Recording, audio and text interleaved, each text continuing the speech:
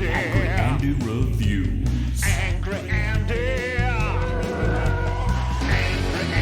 Angry Andy Reviews. Angry Andy Reviews. Angry Andy Reviews. Angry Andy Reviews. Don't make me destroy you. Hello and welcome to Angry Andy Reviews, and today we have something a little bit different going on. As you can see, I've got the wonderful Mr. Spider Dan present with me today because we are going to be discussing two films that we have both finally watched separately, of course. We're not together or anything like that. We were holding hands, Andy, don't lie. All right, fine. We were holding hands because these films are not very good. We needed to get through them. Yes. So we are going to be talking about Ant-Man and the Wasp, Quantumania and Shazam, Fury of the Gods. And we're basically just going to have a bit of a free-form discussion, aren't we, Dan, about the parallels between these two films and really the state of comic book movies as well, I think, because we've had a bit of a discussion, haven't we, over the last few weeks since these films have come out. I mean, you've only just watched Shazam fairly recently, haven't you? A few friends, Dennis recommended I go see it at the cinema, and Max as well. Max Byrne, both have been guests on my podcast. Lovely guys, and I appreciate their input and their their criticisms and stuff, and their views. And I was Absolutely. like, yeah, I'll give it a go. But then the more time's gone on, I kind of was like, can I be bothered? Can I be asked? Nah, I don't. I don't. Came out on the digital version, and I went, okay, now's the time. I think I'll do it, because we were talking about doing something like this, so I thought, fuck it, let's watch it. So, but now I've seen both, and now I have opinions on both, and I will be sharing them, no doubt. You've shared them on your channel. I definitely did a letterbox review for Shazam. Yes, you did. I greatly enjoyed it. I'm always inspired by you, Andy. You know me. I'm pretty forgiving when it comes to comic book movies. I have been in the past. I appreciate the effort. Like, I think you were saying just before we came on that we should be happy we're getting Star Wars content. People are saying I'm glad I'm getting Star Wars content. Yeah, but we want it to be good Star Wars content. Exactly. And I think now, back in the day when we were getting anything we could possibly get, when we were getting the Ghost Riders and the Blade Trinities and the Wolverine Origins, when it was stuff like that, I'd be like, yeah, but I can see what they were trying to go for. I know the comic, I know the storyline. I can see, like Wolverine is in Japan. That's part of that storyline. They're trying to do that. Yeah. Is it perfect? Does it do what the comic does? No, but I can at least see and appreciate the effort, the time, and the stuff. But I also see the interference, the meddling, the studios thinking what would be good, or what's this, what's that. Some changes are positive, some changes are needed and required, and sometimes studio interference is a good thing. Very rarely, but on occasion, it can be a good thing. And unfortunately as well, I think there was probably some other outside issues with a couple of these films as well. Like, I think COVID was ongoing, so they were struggling to film them. I think some of them were supposed to come out before other films or other stuff. And again, both of them have problems being connected to other films. And again, films coming before them or coming after. I think both of them have two of the worst endings I've ever seen in a comic book movie. I think both of those utterly atrocious endings. However you feel about the films in general, I think both of the endings for the... And that's regardless of the fact that they're supposed to, in theory, both of these films are supposed to, progress a larger story. Take that away, there's still really fucking awful endings. Really awful endings. They infuriated me. Absolutely infuriated me. The endings. For different reasons, but again, over a wider thing, for the same reason. God. They're bad. They're bad. we're not reviewing these films. We're literally just having a discussion, aren't we, about our thoughts on them. Well, I suppose we are kind of reviewing them in a way, but In a sense. it's our sort of thoughts, and we've had a few pondering moments, haven't we, when we've spoke, on the off, randomly over the last few weeks, just about what's really going on. And it's interesting to me that you brought up like the Ghost Riders and Wolverine Origins and things like that. For me, I feel like we've almost come full circle with these, really shoddy written films. And some of the effects seem to have gone backwards for me as well. I don't know what it is. I don't know whether I always ponder this question. I always wonder whether I'm looking at it with too critical an eye, or whether just because we've had such great films in the past, am I holding them up to this bar? But then I think, well, no, because you created that bar, so you can't start cutting corners and hope to get away with it. Well, in fact, it was announced recently that Marvel, Disney are pulling back. They've said they've gone, clearly something isn't working. We're having issues. Our CGI people are not getting paid for the amount of work they're doing. Yeah. They're being treated poorly, overworked, understaffed. Something is clearly fucked up. They've also lost Ike Perlmutter, who was a big negative influence on Disney and Marvel and stuff. He made sure that there was no characters that were women or of color that got their own films. He was actively penny pinching. He would turn up to events in disguise and tell people to stop giving out the free drinks. Like he's also again, this is allegedly, but he's allegedly said when Marvel talked about replacing Terrence Howard with Don Cheadle for Colonel James Rhodes and go on to be War Machine, he apparently said, Ike Perlmutter apparently said, no one will notice because all black people look the same. Oh God. Yeah. So. You don't need that in your ear. No, and that's exactly why they've sacked him off, and that's why and Kevin Feige had to go to him to ask for certain permissions for certain things, and that's why Marvel TV split from Marvel Films, and Kevin Feige was in charge of the films, and Jeff Loeb was in charge of the TV, and Jeff Loeb has been quite problematic in some of the things he's been saying as well, in regards to racism and racist comments as well. But yeah, it's. They're restructuring, reworking. But I didn't think I'd say this for some time, but I do think we've reached, and this is me who loves the superhero genre, loves the comics, loves even the worst of the films, a lot of them. I still like Daredevil for all of its flaws. I think we have hit peak superhero fatigue. And I would agree because I'm feeling it. I've been feeling it for probably a bit longer than yourself. I was one of those. Well, Andy, every week you say you're never going to watch another Marvel film until Natalie convinces you to do it. But the thing is, both of us now are on the same page. We're both of that point where we're like, oh God, I literally cannot be bothered anymore. Which we did this with the Arrowverse. So you were there. You were there when we watched the Crisis on Infinite Earths crossover, which was, it was fine. It was okay. It was good. But we'd made a conscious choice. Come the end of that, we're done. I don't want to see any more. And to be fair, that was a good point to stop because that was the last big sort of crossover they did. In fact, I think it was the last crossover in totality. I think I don't know because I checked out completely. We basically just stopped all the Sky One TiVo recordings. We stopped everything. We just cancelled it all and deleted them all because the quality had started to dip. And I feel like there is a very similar, trajectory with Marvel. DC's been up and down the entire time anyway, so it doesn't really make any difference. But we're at that same point that we were when we stopped with the Arrowverse. We were literally sat there going, we're just watching this because we feel we have to, not because we want to. And that's a big thing. That's a big thing for me. Like, I don't want to feel like I have to watch them. If I'm not enjoying them, why do I have to watch them? So weirdly enough, we've literally kind of made a conscious decision that we're not going to force ourselves to go out to the cinema to watch these films after Guardians 3.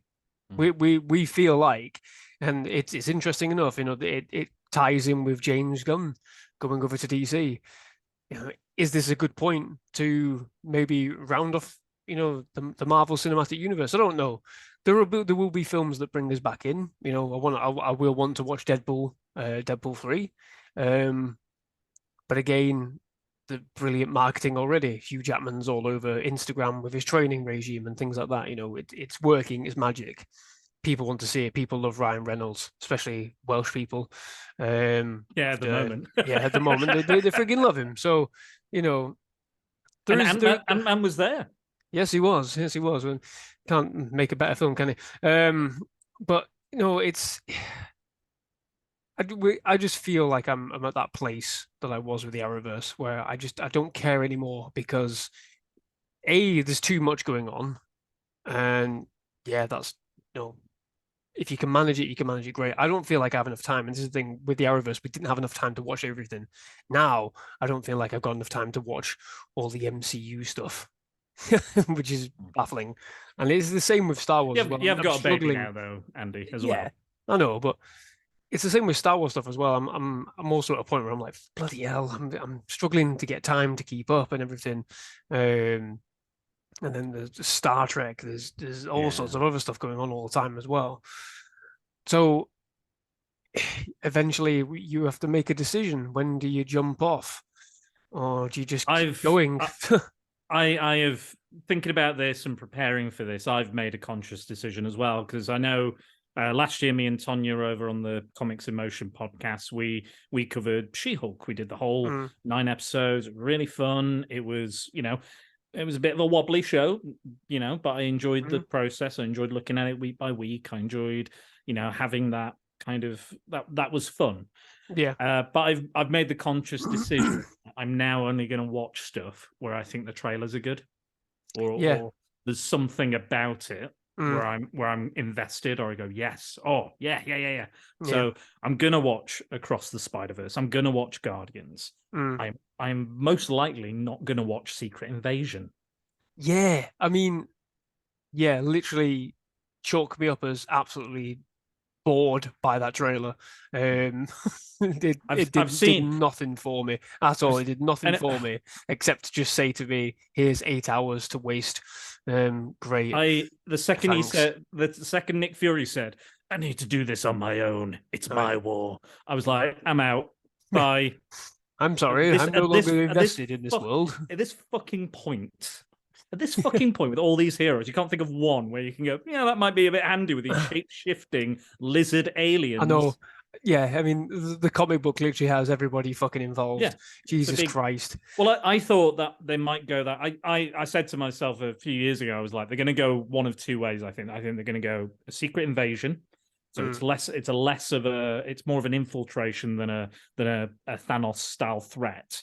It's going to be more of that and a slow build, and we don't know who to trust or who's a Skrull and who's not, and that, which would have been quite interesting. A lot of twists and turns and stuff. Yeah. But also, I thought they'd go the Kang route with the multiverse and the time travel and things like that. I mean, the thing that gets me about this secret invasion stuff is like, well, I kind of saw all this in Star Trek Deep Space Nine. The changelings take over everybody, and they've just done it, in a way with Picard season 3, which I will admit on the record at the moment, it's a much better season than I thought it would be. But it's been done. It's been done. And watching that trailer, I was like, there is nothing here that I actually really care about. Samuel Jackson's in it, Nick Fury, great. Oh, I thought he'd retired. I thought Nick Fury had stopped. What's going on? Oh no, he's in the space station, isn't he? Oh, is he? Oh, I can't remember. Don't care. Another sign for me, and I think Nathan pointed this out as well. He was like, "Oh, great, Amelia Clark's in it. That means it'll be great." Yeah. Which is her career trajectory since Game of Thrones has historically not been good. Yeah, she's not had the best time, has she? No, and I don't think that's necessarily her fault. I think maybe it's her agent or whoever, but I think rising she's, for the stuff that she's done. yeah, I don't know. Terminator Genesis. Whatever it might be, it's not a good sign for me. But again, there's no characters in there that I'm like Maria Hill, not really that bothered about. Nick Fury, Oh, not really that bothered about.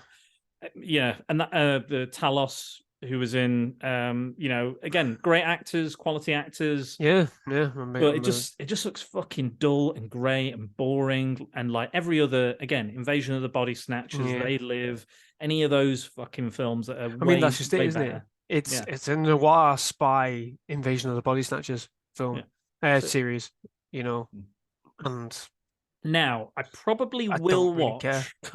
Now I probably will watch Loki season 2 because I think it kind of, again, if we're talking about Ant-Man Quantumania, which we'll get onto shortly, Yeah. there's a teaser at the end of that, which is a direct link into Loki season 2. So I kind of, as much as I did not like Loki, it was my least favorite Marvel show. I preferred it. I preferred a lot of others to it. Yeah. You name it. I think I preferred all of them to it. That's something I feel. Statement. Yeah, I mean, I know people shit on Falcon Winter Soldier, but I still, at least I fucking like those characters more than Loki. Loki's story was done. It was over. He redeemed himself. We don't need to go back to him going. Yeah, and that's another thing, isn't it? That's another thing. Like I could talk. Nobody. That's a whole nother YouTube video, Andy. Yeah. I could talk for hours about how much I fucking hated that show. I mean, it's not just that for me. It's the case of like nobody can stay dead anymore. Well, that character sells. That character sells. So we'll make a series. We'll figure out some way to keep him back in. And well, this is the argument now with time travel and with the multiverse aspect of it as well. Yeah, which I would expect. Anybody can come back and be replaced. Yeah. I mean, the Arrowverse did it as well, and they did it way before Marvel have ever even touched it. A lot of people are complaining that people don't understand the idea of a multiverse. I'm like, how hard is that to get? I can grasp it. A 10-year-old can grasp a multiverse on a very basic level, I think. And that was the complaint. Some people are complaining about that, and I was like, I don't think that's why people are turning off. I just think I think the turning off is maybe their favorite characters are gone, their favorite actors are gone. Yeah, I think initially that is the jumping off point. That's your first jumping off point. Favorite characters gone, whether it be Iron Man, Captain America, whatever, they're gone. Hulk is not Hulk anymore. Black Widow's gone. There are some fan favorite characters there. Kids that have grown up with the MCU. They've got all my characters out now. I don't really want to watch these anymore. So there's tangible, possibilities that that's the case. And then you get to the next jumping off point, which is convoluted storylines. Maybe there are people probably out there that go, I don't really understand what's going on. I can't be asked with this anymore. And then they jump off. And then you get to the stage where I think where we're like, the stories are terrible. It's not that they're convoluted. Well, they are convoluted. It's that they're written so poorly, so thin. It's all vapid. It's all emotionless. It's all this is contrivances. It's like, this is the thing going into Shazam as well. People are like, well, the whole universe has been reset. Why should I care about any of this? So that is a fundamental thing for me. So we may as well talk about Shazam. So going into this film, it was a case of the universe is getting reshaped and reshifted around. We still don't know the full ins and outs of what characters are going to fold over into this new universe. There was at first we had bloody Black Adam, which was going to change the face of oh god, I love it. I love the ego. Change the hierarchy of DC universe. It did. Yeah. It literally changed the hierarchy, just not in the way the Rock thought. It's going to change the hierarchy of the DC universe. Yeah, replacing the entirety of the hierarchy at Warner Brothers, making it so they become their own separate entity and kicking you out before you even get a foothold. But it's literally just. It crucified the film as exciting. I mean, I'm quite a bit sort of middling about this DC universe. To be revival, fair, whatever. we don't know yet. No, we exactly. We haven't seen Exactly. anything. It's still being developed. Exactly. I think they've picked the best person for the job, and Yes. I will wait and see. And again, Yeah. I will wait for a trailer. I will view the trailer. Exactly.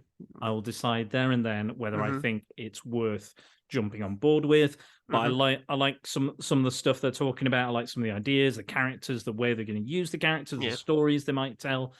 I am interested. Yeah. I wouldn't say I'm invested, but I'm interested to see Yeah. where it goes. I know a lot of the Snyder bots are going to jump off as well because they are not getting what they want. No, wasn't there supposed to be some Snyder event quite recently? There was, yeah. Where they were Was like, it like it's going to announce something massive, and it was just a screening. It was just like, yeah, I'll just put the films on all together. And I believe they were interviewed by. I believe he was interviewed by the Russo brothers of Avengers Endgame and Civil War and Winter Soldier.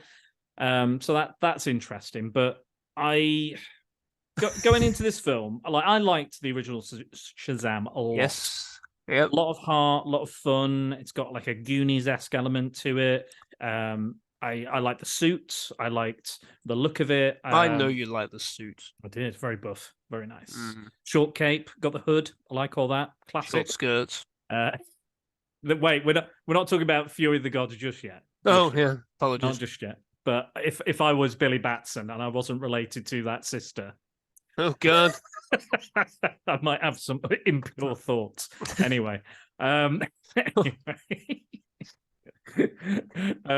yeah, I liked Shazam. I thought it was good. I understand why they didn't use Black Adam, but that story that they told usually has Black Adam and Savannah. But it was fun to it. It was good. It was it was dark and scary when it needed to be, but it was light and fluffy. And there's a really heartbreaking emotional moment in it. If you haven't seen it, it's when Billy meets his biological mum, and she basically just admits to abandoning him. Yeah. And there's fucking awful. They try their fucking hardest to replicate that moment in this film, and it does not work. Here's the reason why. This is my biggest problem with Shazam: Fury of the Gods. Ooh.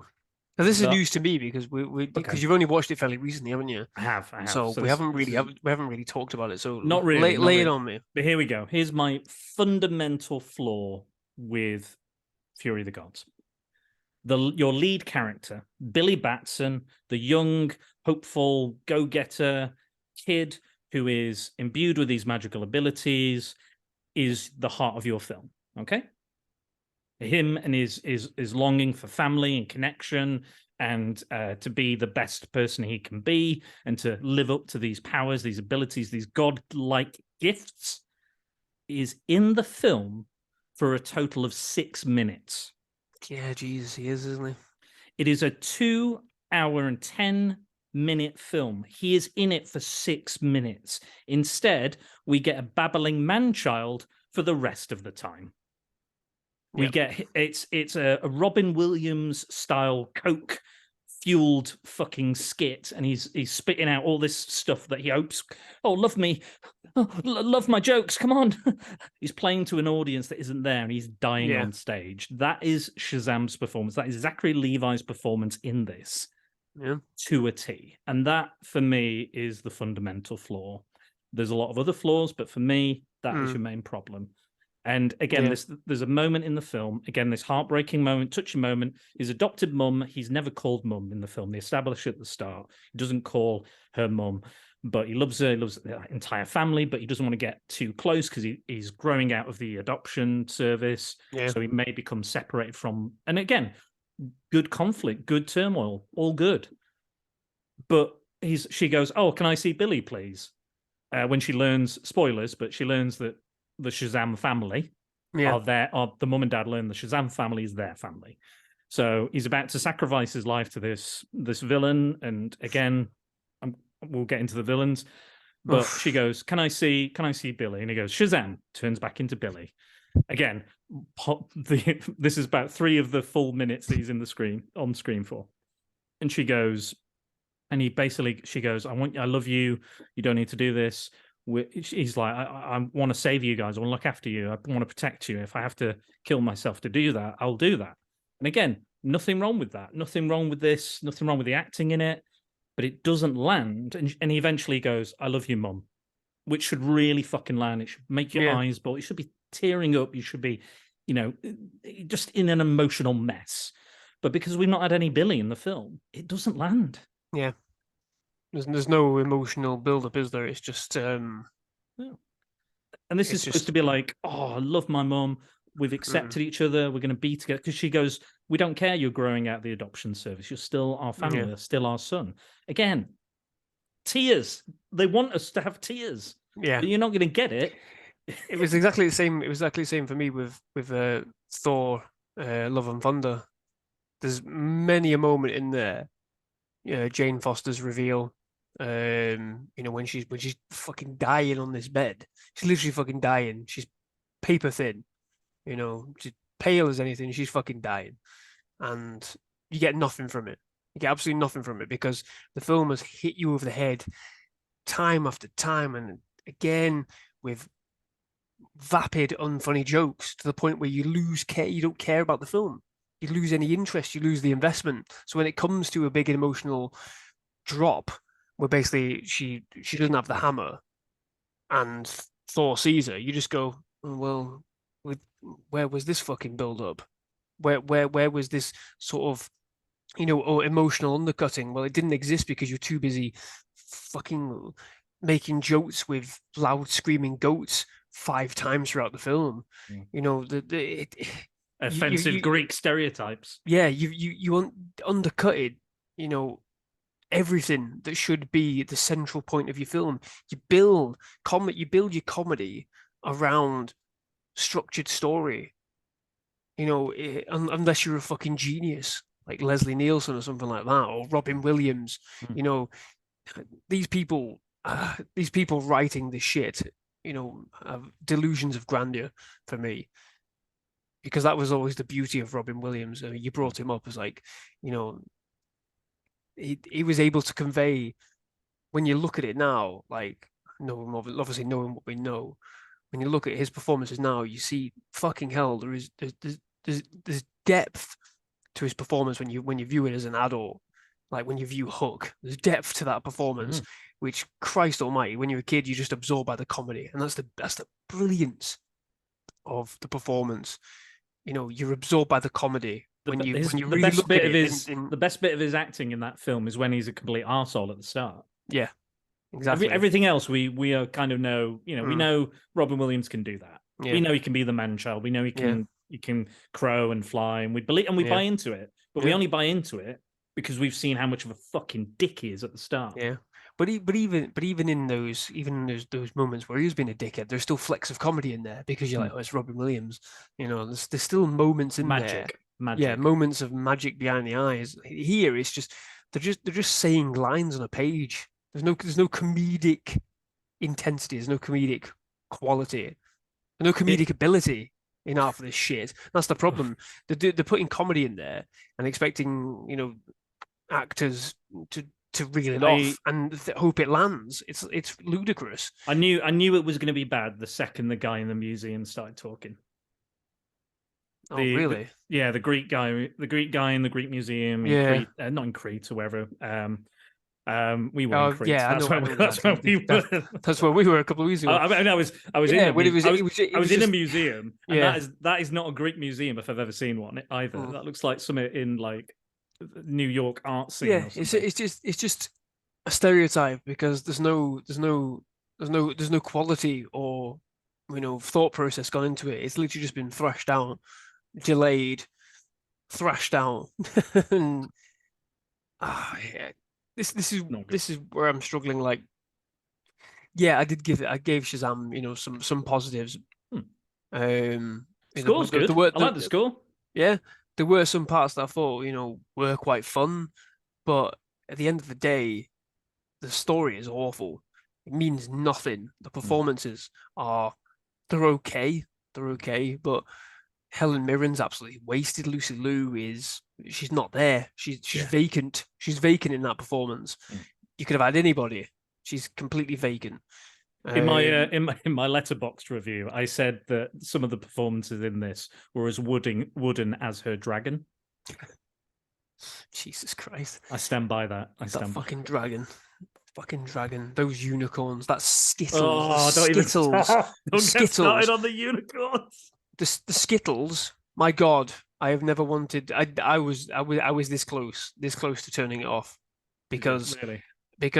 that again, that for me is like you don't trust your story, so you're relying on people to jump on with, oh, this is a funny joke from fucking 15, 20 years ago, Taste the Rainbow and all this crap. Who is this film for? And that's all that went through my head towards the back end of Shazam. I went, who is this film for? Because it can't be for Snyder fans. It can't be for continuing, fans of DC.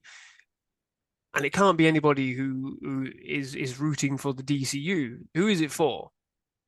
Because, and it all stems because the film's just been left out to dry. It's been left out. The Flash is going to get away with it, isn't it? The Flash is going to get away with it because technically it's resetting everything. But even then, there's still a few things in there for me because I'm like, well, how much have they rewritten? How much have they redone? And even then, it looks okay, and I hate it because it looks okay. And this is the thing with these films because they get you on the nostalgia. Nostalgia, the nostalgia berries are massive. Exactly. And, yeah. Well, that's why people are going to go see it. They're going to go see it because Michael Keaton's in it. Let's be honest. Yeah.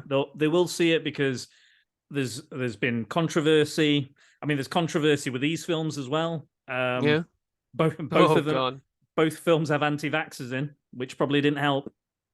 No, and that's the other thing, isn't it? So before we shift on, there are other sort of overwhelming sort of things that played against Shazam. It's not just a case of, it is a case that the film had severe bad word of mouth because it came out, it tanked immediately on the Thursday. Like the numbers came through for the Thursday, showings in the US, and it was like, oh, this is really bad.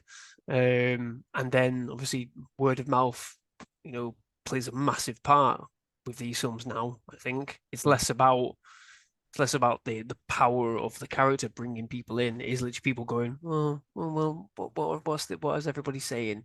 What are fans saying?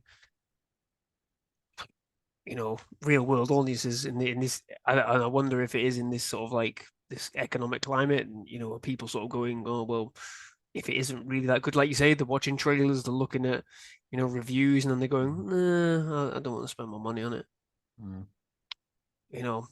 But like you said, the other overwhelming factors are that Zachary Levi said some dumb things.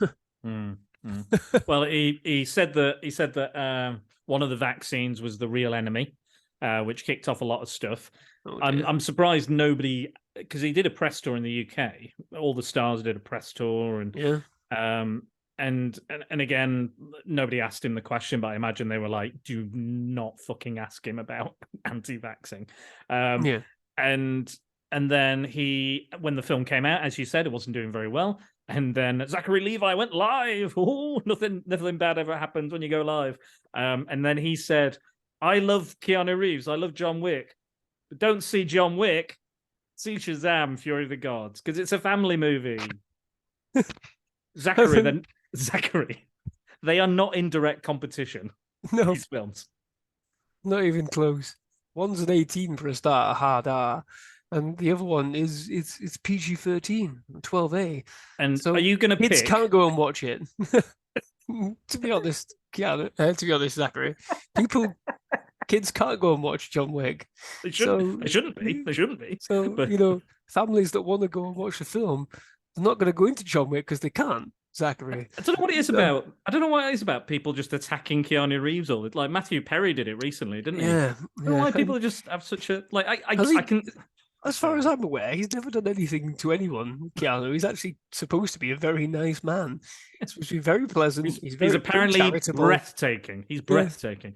He's been a very charitable person, but like I can understand people may have criticised him, or not been keen of his acting skills maybe early on, or didn't really appreciate him. Like the personally attacking him, though, aren't they? Yeah, it's now like... they're just like I hate him. Oh, all the horrible things he's done. I think people are like, I think people that are probably more deserving to be cancelled are trying to find some dirt on him or something, and be like, oh yeah, but he did that, or he did this. But no, how is a film about a man going on a revenge streak, the fourth outing, making hundreds of millions? I don't like it. Surprise. I don't like it. I don't like it. I'm gonna badmouth him. Yeah. But there you go. Well, I'll tell you why. Because it gave the audience what they fucking wanted. That's why, Zachary. I know it's not your fault. You didn't write the film, but people want, people being run over and shot with flaming shotguns. You get what you you show that in a trailer. People are going to turn. I also don't remember any dragons in Greek mythology. No, I mean it's. Do we have to talk about the villains? Go on. The thing that got me was like you've got this wealth. I mean, this is another thing which is like just like where I was just like, really, you why are you doing this in this film? And obviously a lot of stuff came out a little bit after about sort of like they wanted to have Black Adam appear in this in some form, and then The Rock, Dwayne Johnson, was like, no, I don't want that. I want to keep them separate. And then, but it's like you've got a wealth of villains, and you use some that don't appear. They're just made up. You make them up for this film. Why? I mean, the Titans they are in DC Comics. They have appeared. The Daughters of Titans have appeared in comics, but they're not like ones that are going to pull me in. Like, I went to see Quantumania at the cinema because one, I like Kang, and two, I like MODOK, and I know for a fact they were going to be in the movie. So I knew even if the rest of it was rubbish, I'm going to appreciate either seeing them on screen in some form, or like, wow, these characters made it to the screen. It's shocking to me. I'm shocking that we have a third Ant-Man film, let alone that Kang and MODOK are on the screen or in a live action movie. But yeah, the thing is, so they're like, oh, we need to keep Black Adam and Shazam separate. Oh, no, Black Adam needs to appear in Shazam. I mean, he's only his arch enemy. Yeah, like what? Of course, he needs to be in the fucking movie. I think that was like, I think that's the icing on the cake, isn't it? They literally went, he's not in it. All right then. Don't need to go and see it then. And I think after the bad performance of Black Adam, people went, well, don't really care. And that's it. I mean, for me, but I've still not seen Black Adam. To be honest, I've still not seen Black Adam. I don't really want to watch it either.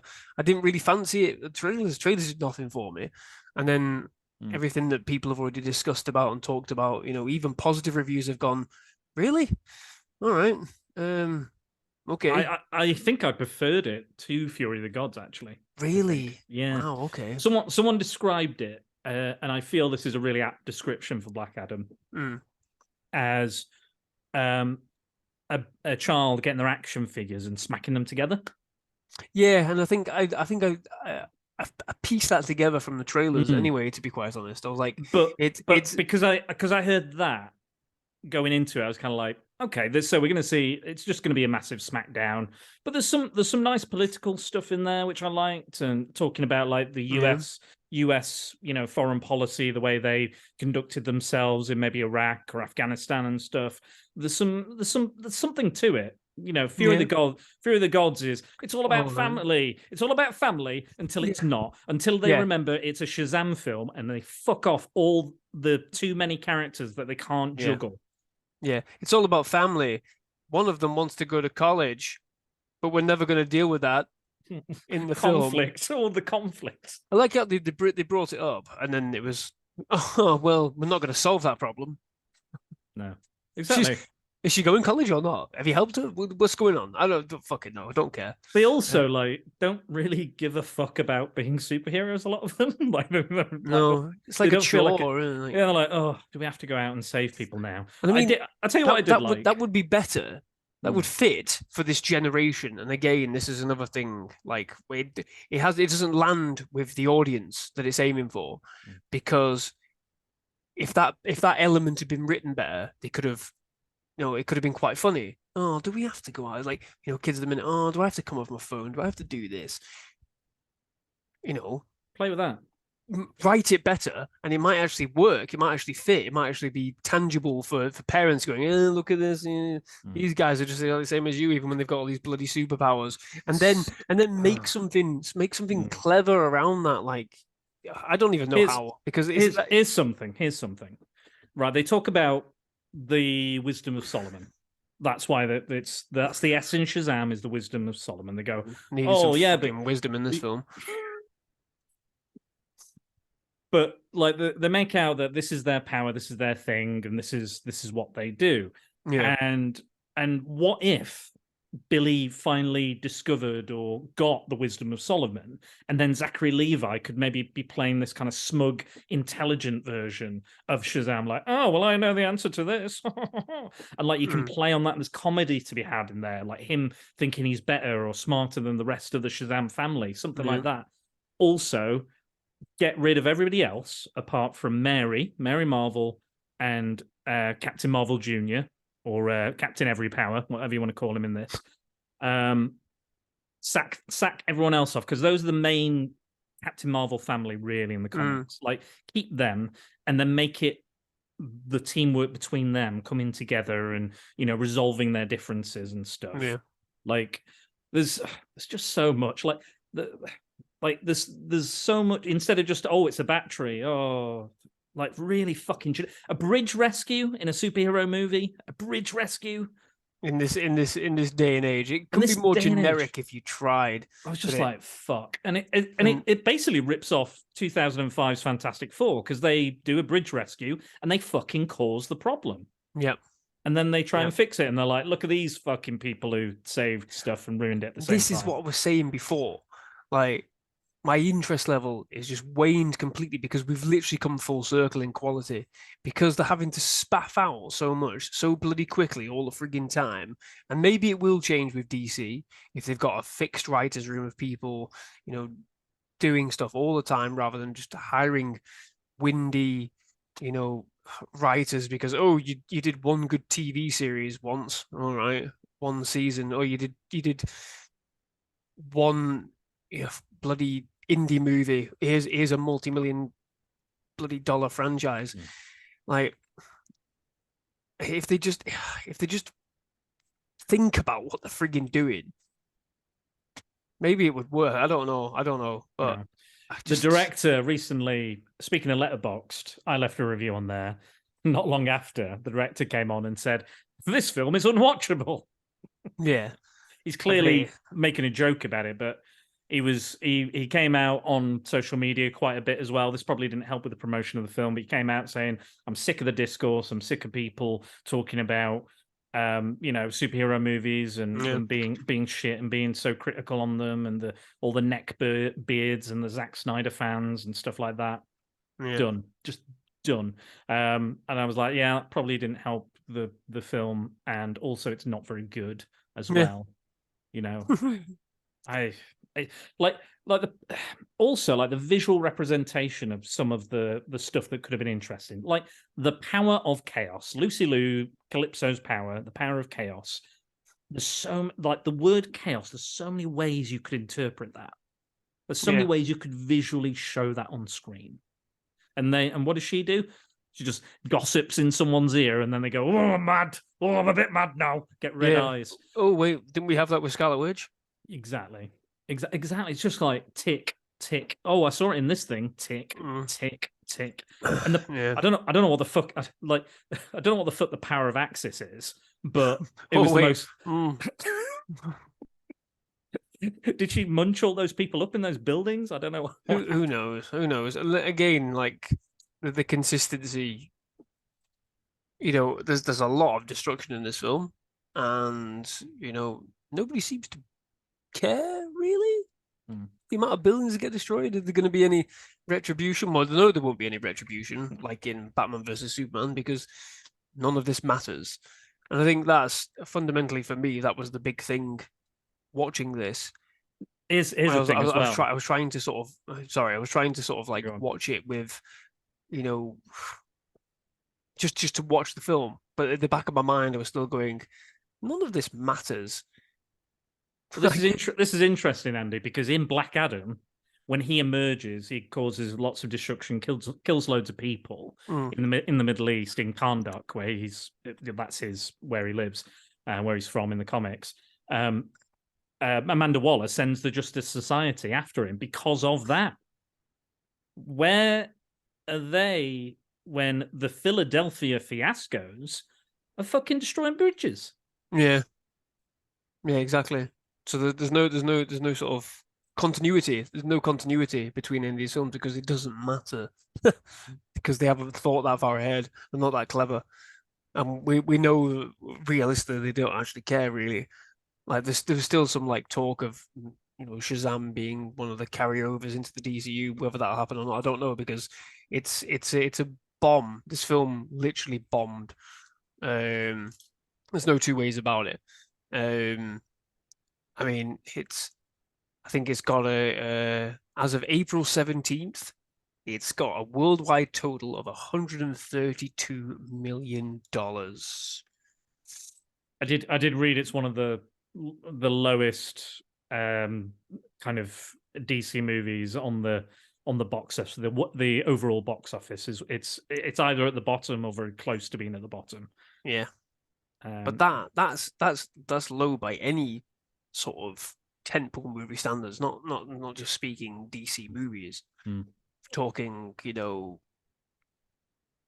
any sort of Star Wars, Fast and the Furious, Fast and Furious.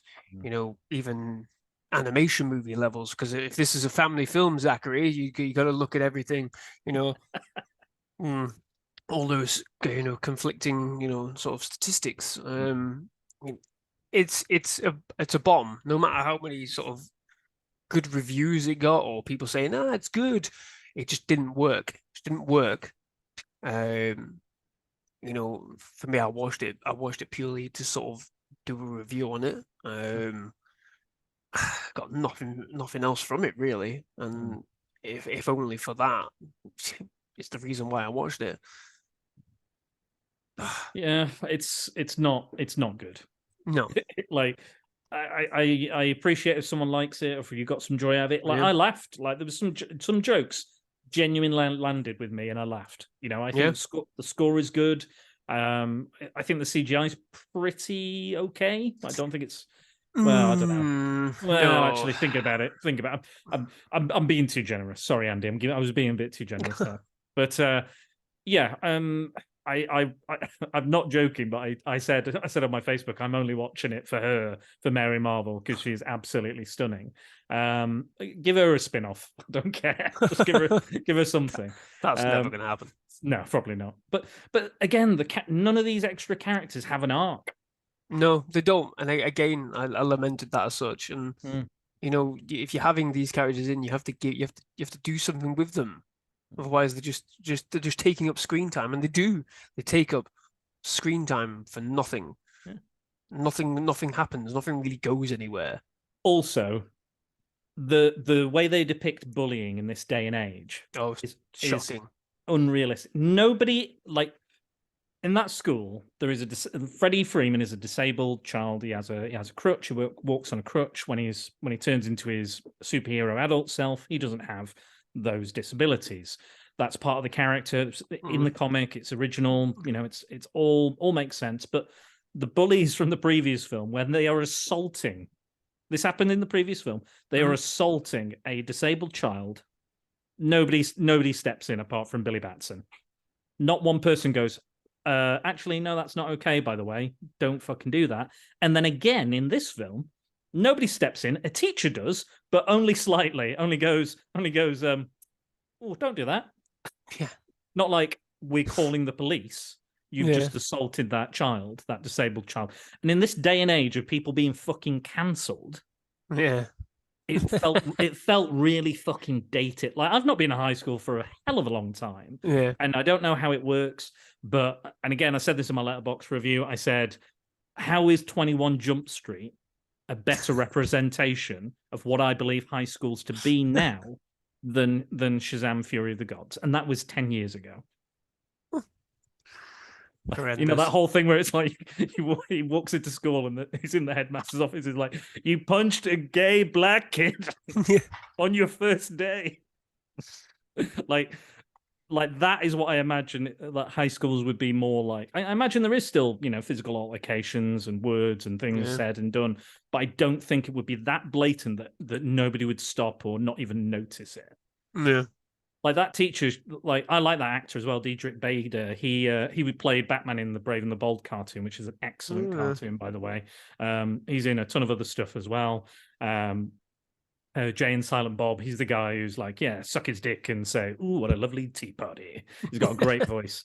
You know, and the fact that they just bring him in just to fucking kill him off as well. Yeah. And again, that should be a really emotional moment as well, where they cause him to jump off the roof. But we've met him for all of 2 minutes, and he's like, and then just comes up on the roof randomly, goes, "What's going on here?" Yeah. And he goes, "Right, off you go." And again, like you said, Lucy Liu is phoning it in, unfortunately. Massively. Helen Mirren, I read, was complaining about the weight of her costume. Yeah. You know, it's all not good. No. Like there's so much about it that I just have problems with, like, and the over explaining of the jokes and stuff, like oh, I don't know what it is, but our house seems to be struck by lightning, and then when they find out, they go, oh, this is why our house has always been struck by lightning, and then right at the end they go, thank you for not striking the house with lightning. Fuck me, give it a rest. Taking the rule of 3 and smashing it over the head. Giving the audience, Killing it, explaining to the audience exactly what everything means. And again, I like these actors. I like the wizard is back. I like I can't remember. I can't pronounce his name. Honsu, Digimon Honsu. I love him. I think he's amazing. I think he's got such a great look. He's got a great voice. He holds himself like he delivered the comedy. Most of the best bits of comedy come from him in the film as well. To be fair, and. It's just so many issues. Like you said, why the fuck are we following unicorns around? Why are we looking for these? Where does it come from as well? It's like, what? Just out of the blue. There's some fucking massive jumps in, like, oh, we know that. Why are we talking to a fucking pen? why are we talking to a pen for like 5-10 minutes? Fucking pen. Maybe that fucking pen wrote the script. That would explain some things. Oh, I'm sorry. That was tickled me. So yeah, you don't like this film at all, do you? I don't. I really don't. I was generous and gave it 2 stars, but I probably should. Yes, I probably should have given it 2 out of 5, isn't it? Is that 2 out of 5 on Letterboxd. You can do half stars as well. So maybe I'll go back and take half a star off after this. I don't know, but I thought I was being quite generous. But the review was quite scathing. I wrote. It was, to be fair. It was really scathing review. But but I think I'm done talking about Fury of the Gods before I release my Fury of the Gods. Yeah, God, we don't want that. No. So that's sort of where Shazam left us feeling, isn't it? Now, when we look at the other end of the coin, the other side of the coin, Ant-Man and the Wasp: Quantumania. Now, this is it's a very different sort of lamentation, I think, because for me, I think it's the formula overall that is crucifying me with Marvel. I think it's very predictable. The effects are taking a nosedive, and the writing is just taking a nosedive as well. And again, like I said, with DC, Fury of the Gods, whatever, it's been up and down the entire time. With Marvel, we had this this upward trend of quality with some pitfalls in between. Iron Man 2, 3, Thor, Dark World. But by and large, we had consistent sort of quality, didn't we? Yeah, for the most part. For the most part. For the most part. And then we got heavy hitting with, Infinity War and Endgame. And then, weirdly enough, I feel like after Spider-Man No Way Home, that there's been some sort of change. Obviously, there is because a lot of the actors have they've gone. The characters have been killed off, or they've just retired the roles, whatever. But the quality overall, the last, God, there's been how many films have there been since Endgame? Is it 7? Maybe. There's probably been more TV shows than films, but yeah. We've had Shang-Chi, Wakanda Forever, Multiverse of Madness, Love and Thunder, Black Widow, yeah, No Way Eternals. Oh yeah, that's another podcast or video in itself. Yeah, but there's a few clangers, definitely a few clangers, and the shows, quite a few clangers. And the shows have been again a mixed bag as well. But yeah, I think around that, I'm probably forgetting some as well. But yeah, and that's the thing. That's where I'm edging to. So we haven't had really anything that's sort of massively hit home, in my opinion, apart from No Way Home. But even then, it kind of feels almost of its own thing.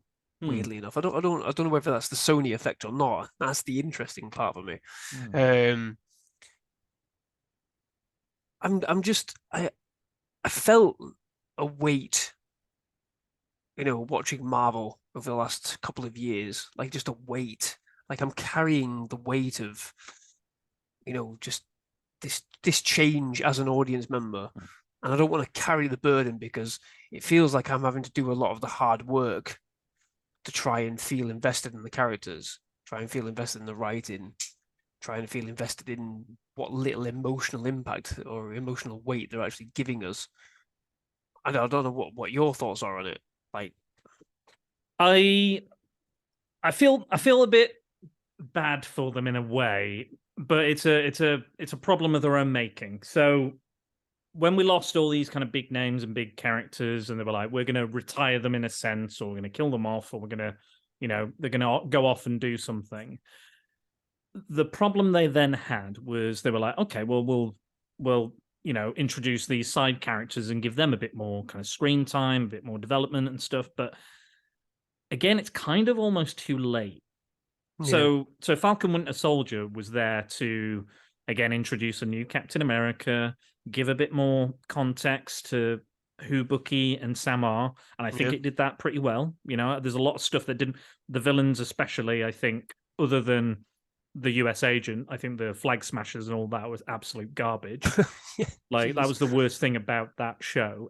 I would have just focused it on Zemo and the evil Captain America. That's what I would have fucking done. But that's not me. But I felt that there was a lot of stuff to like about it, especially the Bucky and the Sam stuff and their relationship. That stuff I really like. Villain-wise, they kind of it became a thing. Anyway, so what they've done now is we've not had these characters have not had that much development in the previous films. They're like, Rhodey, he's Iron Man's black friend. We've got Falcon. He's Captain America's black friend. We don't know much more than that, and the audience unfortunately doesn't know much more than that to the characters. I know there's obviously a lot more depth to those characters and history, and Rhodey was fucking Iron Man way before he was War Machine. He took over and he was Iron Man for a significant amount of time, years in fact, before he became he came back as War Machine. There's an audience there. There's also an audience here that doesn't read comics. We've got to remember that there's an audience here that doesn't and probably never will touch a fucking comic book, Mm-hmm. which is I think is a real tragedy and a real shame. And if anything, and that's one of the issues I have with them changing the logo, because the logo used to have the flipping pages, the and all that, and now they kind of straight away you see the flipping pages for about a second, and then they go into like, here's some production art and all this other stuff, photos from the movie, images from the movies, all that sort of stuff, and that kind of makes me sad, because it doesn't remind people where these characters come from, who they are, because people are far more interested in the video games or webcomics or podcasts, audio dramas, and anything but the comics. People seem to be more interested in, and I think that is a big shame, and that is detrimental to the business of comics. But we also have the difficulty of introducing these hardcore fans of the MCU to characters from Marvel Comics. So, for example, people are like, oh, She-Hulk, that's dead woke, that's proper woke. How dare they bring in She-Hulk? They made a She-Hulk into a lady. Oh, feminism gone mad. Even though She-Hulk has been around since the late 70s and was part of that second wave feminism, or whatever it was called at the time.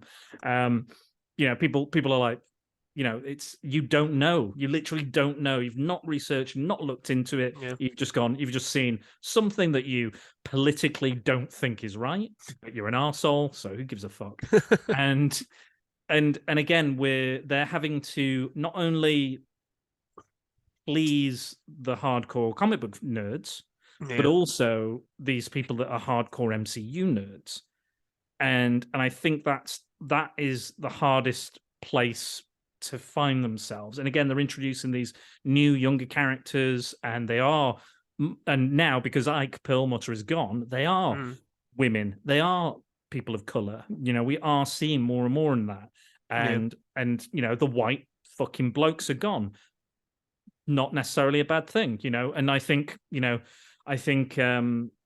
Chadwick Boseman probably would have led the way if he was still around.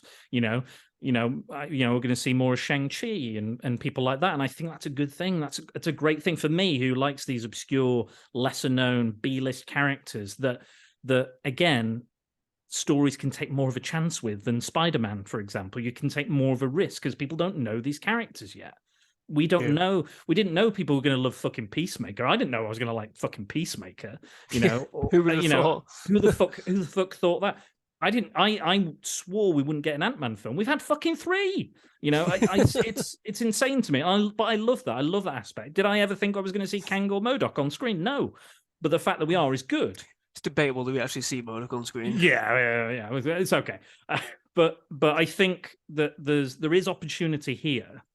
But also, I think we need to be patient. But then, should we be patient? And then, I guess you could say that with the new DC universe as well. It's a predicament they found themselves in. Some characters, I think, will, because again, they thought Brie Larson was going to pick up the torch and everyone's going to love her, and that was going to be a big, rousing, powerful character, and it's not been so much so they've got 2 other more popular characters and put them in her movie. Yeah, that's how I didn't like that trailer either. We've not discussed that, have we? I didn't like that trailer. No, but I mean, I'll give that one a chance. I'm going to give that one. I will see that one, because again, I like Monica Rambeau. I like her character in the comic. I like Kamala Khan. I like the Ms. Marvel show. I like Vision Scarlet Witch. I will give it a go. I also like the woman who's playing the villain, who was it Vod, or do you remember Fresh Meat? Yeah. So Tom Hiddleston's wife, she's playing the villain in the Marvels. She's the main villain. Nepotism. maybe a little. I was joking. That seems to be it's a trend at the minute, apparently. But yeah. So I understand the difficulties they're having, but also it is difficulties they could have maybe avoided as well. Yes, and I think that for me might be one of the fundamentals for it, because I feel like I said, I feel like I'm doing a lot of hard work trying to invest in these characters when we already in a sense, had them. We already had these characters in a sense. And I feel like with some of the characters that they've brought in, that there isn't really anything there behind them in a weird sort of way. Uh, like with Black Widow, you were interested in what this previous history was. It humanized her, and you were intrigued and you were curious. And it was the same with Hawkeye. You were intrigued by him, and when the revelation of his family came around, you're like, wow, okay, that actually really works. It makes sense. Mm. They give you a lot to work with. With some of the characters, like I don't know, in like the Eternals, I didn't get a sense of anything like that. I didn't get a sense that, yeah, they showed us, oh, they helped build Babylon, they secured it and looked after it. There was nothing behind it. There was no emotional weight behind it. In the individual characters, I didn't feel like they were actually, they believed in themselves that they helped create these civilizations and looked after the earth for as long as they did, because it didn't, there was no feeling there.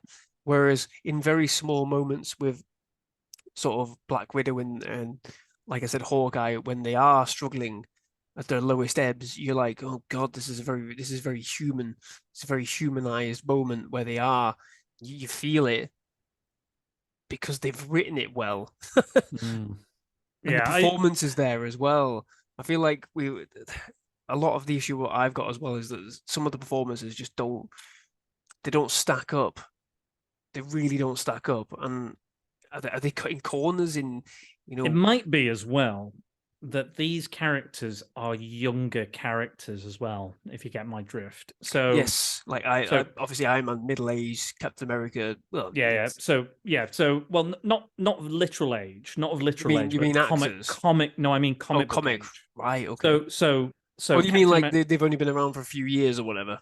Yeah, so let's Right, yeah, I talk get about you. so Ms. Marvel's probably been around maybe 10 years. Miles Morales probably a little bit longer. Yeah. I mean, you mean Miss Kate Marvel is like Bishop. Kamala Khan? Because obviously Miss Marvel was, yeah. Yeah. Not Carol Danvers, not Captain Marvel in the Kamala Marvel Khan, yeah. MCU, but Kamala Khan.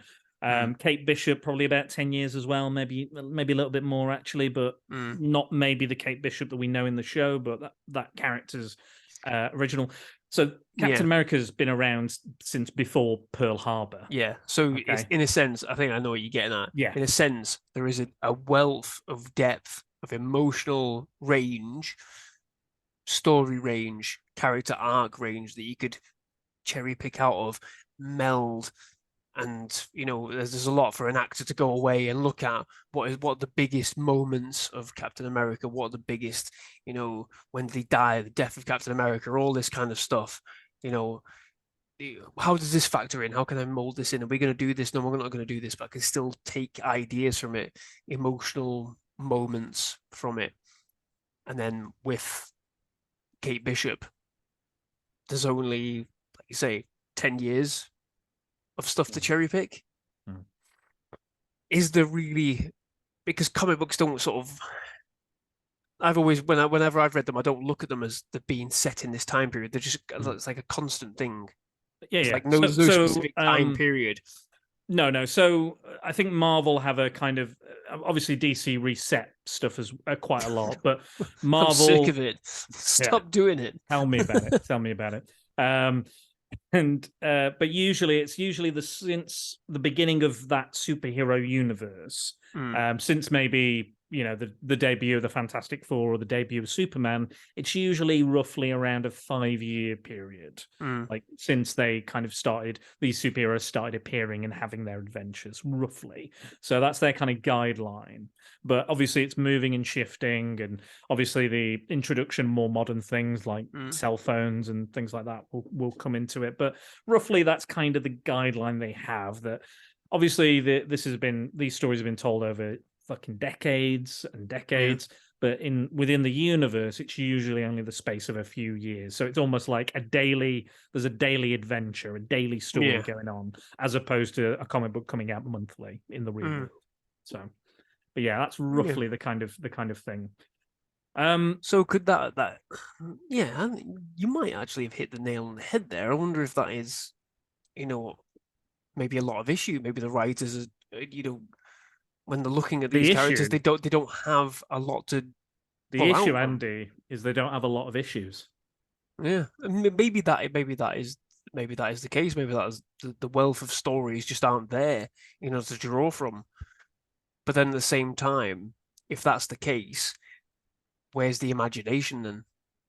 Where's the creative license? But then Exactly. do they feel that they can have creative license because people are going to be like, that's not my Kamala Khan, But again, for like a character that's so new, well, you should be able to mold those audience members into it if you hit the right notes of whatever the character may be. Like, again, that series didn't really do much for me. It wasn't aimed at me. No. I'll have that. Fine, fair Yeah. enough.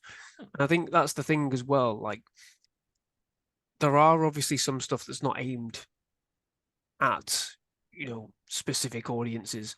But the problem with the MCU is that going forward, it still feels like you have to watch everything to know what the fuck is going on. And if something doesn't speak to you because it's not aimed at you and you don't watch it, and then you watch the next thing and go, oh, where did this come from? That's a problem. It's the And why I will go. Yeah, go on. Sorry. I was going to say it's the why is Grogu back in Mandalorian season That is 3? exactly what I was going to say. I was going to say Boba Fett doesn't speak to you because you didn't really like him as a character in Empire Strikes Back, which I know for a fact one of my friends didn't, and he didn't really watch it. And then the first episode, he's like, "Why are they back together?" And I went, "I told you to watch the Book of Boba Fett. I told you to watch episodes, whatever it was, 4, 5, 6, 5, 6, 7, whatever it was. I told you to watch those specific episodes." And he went, "Right, okay, that is a problem because you're basically telling us we have to watch it, even if it doesn't speak to us." And that is where I am with the MCU at the minute. Fundamentally, I'm at that point where I'm like, I don't want to watch this, and you're making me watch it.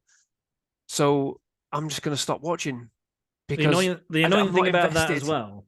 The annoying thing about that intro, because they do the flashback, don't they? The start of a new season, they go, "Here's everything you need to remember going into this season." They showed almost everything from season 1 and 2 of Mando. They didn't show anything from Boba Fett. You would think that's the most fucking important bit of information. And I hate it because they knew by doing that people will watch they Boba would Fett. force you to go back and watch Book of Boba Fett. And that is exactly what will happen with the MCU stuff because it will get to a point. It'll get to a point. It'll happen with me because I'm checking out. Like I said, I'm not one of those that's going to go, I'm never watching anything again. I'm simply saying, after Guardians of the Galaxy Volume 3, I'm not being one of those that's first in line anymore. I'm gonna listen to reviews. I'm gonna listen to my peers. I'm gonna speak to people like yourself. If you go and watch the Marvels and you go, tell you what, you didn't like Captain Marvel, which I didn't. You didn't like it. This one's actually a lot better. I think you should go and watch it because of X, Y, and Z. And then I'll go, you know what, fine, I'll go and watch it, or I'll wait for Disney Plus. Well, Nathan has a good gauge. Our friend Nathan Smith. He basically asked me what the film was like. And then I'll say, if I say, "Oh, it's great," he knocks it down by like 3 points. So if I say it's a 9 out of 10, it's then a 6 out of 10 for him. So, and if I say it's complete dog shit, then he knows. Then he knows not to go fucking watch it. Whereas I've got specific things with yourself, like when we talk about things, you tell me something, I'll tell you something, then we basically we do a weird sort of like cross-referencing, don't we? But over our discussion, then we go, well, actually, I didn't like this thing, and then I'll go, well, actually, I did like that thing, and that's how it works for us, doesn't it? But fundamentally, and this is where sort of Ant-Man comes into it for me. Everything that happens in Ant-Man Quantumania, I was left thinking, oh, do I need to watch Loki going forward, Loki season 2, even though I didn't really like Loki season 1? You're literally telling me with the after credit scene that I need to watch Loki season 2, and I don't want to. That is a problem for me because I can't. You can't be forcing me to watch something if I don't feel like I'm invested in it. And everything they're saying about Loki season 2 about Kang and his importance in it, I'm like, you fuckers, you absolute fuckers, because you're doing it to guarantee that we'll watch it. Because if we don't watch it, it's not going to make sense what happens in, I don't know, the next Doctor Strange film or the next thing where Kang appears, because it's going to be that same Kang from Loki season 2 who's going to appear. It's just not going to make sense. Yeah. And Well, this is what you it. were saying. This is what you were saying about being bogged down by it and tripping over its own continuity. Yeah. Like when we discussed Black Widow. Do you remember when we talked about Black Widow in the film? Yeah.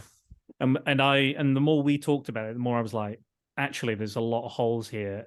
If you pull at the string, it all comes apart. Again, that cross-referencing that we just talked about, like exactly. So I mentioned the end of Winter Soldier, that her entire history got posted online, all of her secrets, everything about who she is, what she's done, where she's from, everything. And she said, "Yeah, I'm happy with all this going online. This is the end of Hydra. It's the end of Shield. This is all my information. You know everything, little thing about me."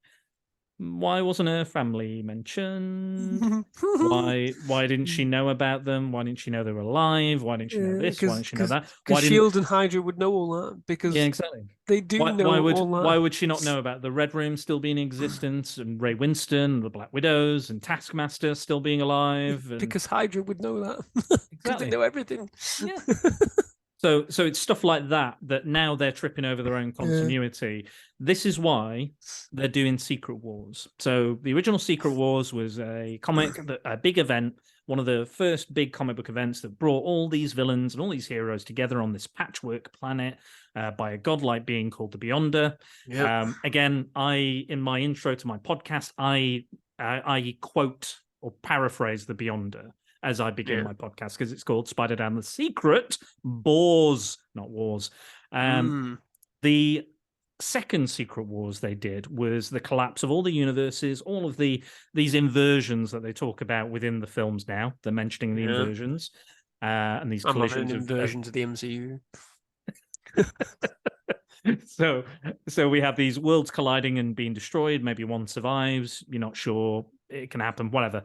So all of these survive, all of these worlds are destroyed, but Doctor Doom harnesses the powers of the Beyonders and creates his own universe made up of all these remaining universes, a new battle world, but of parts of previous universes or previous Earths. At the end, this is at the end of this storyline, the 2015 Secret Wars. Marvel hits the reset button for the very first time. Yeah. They reset their continuity. They pull in the characters that they want, and they fuck off all the others. Miles Morales, for example, has always now been in the 616 universe. Yeah.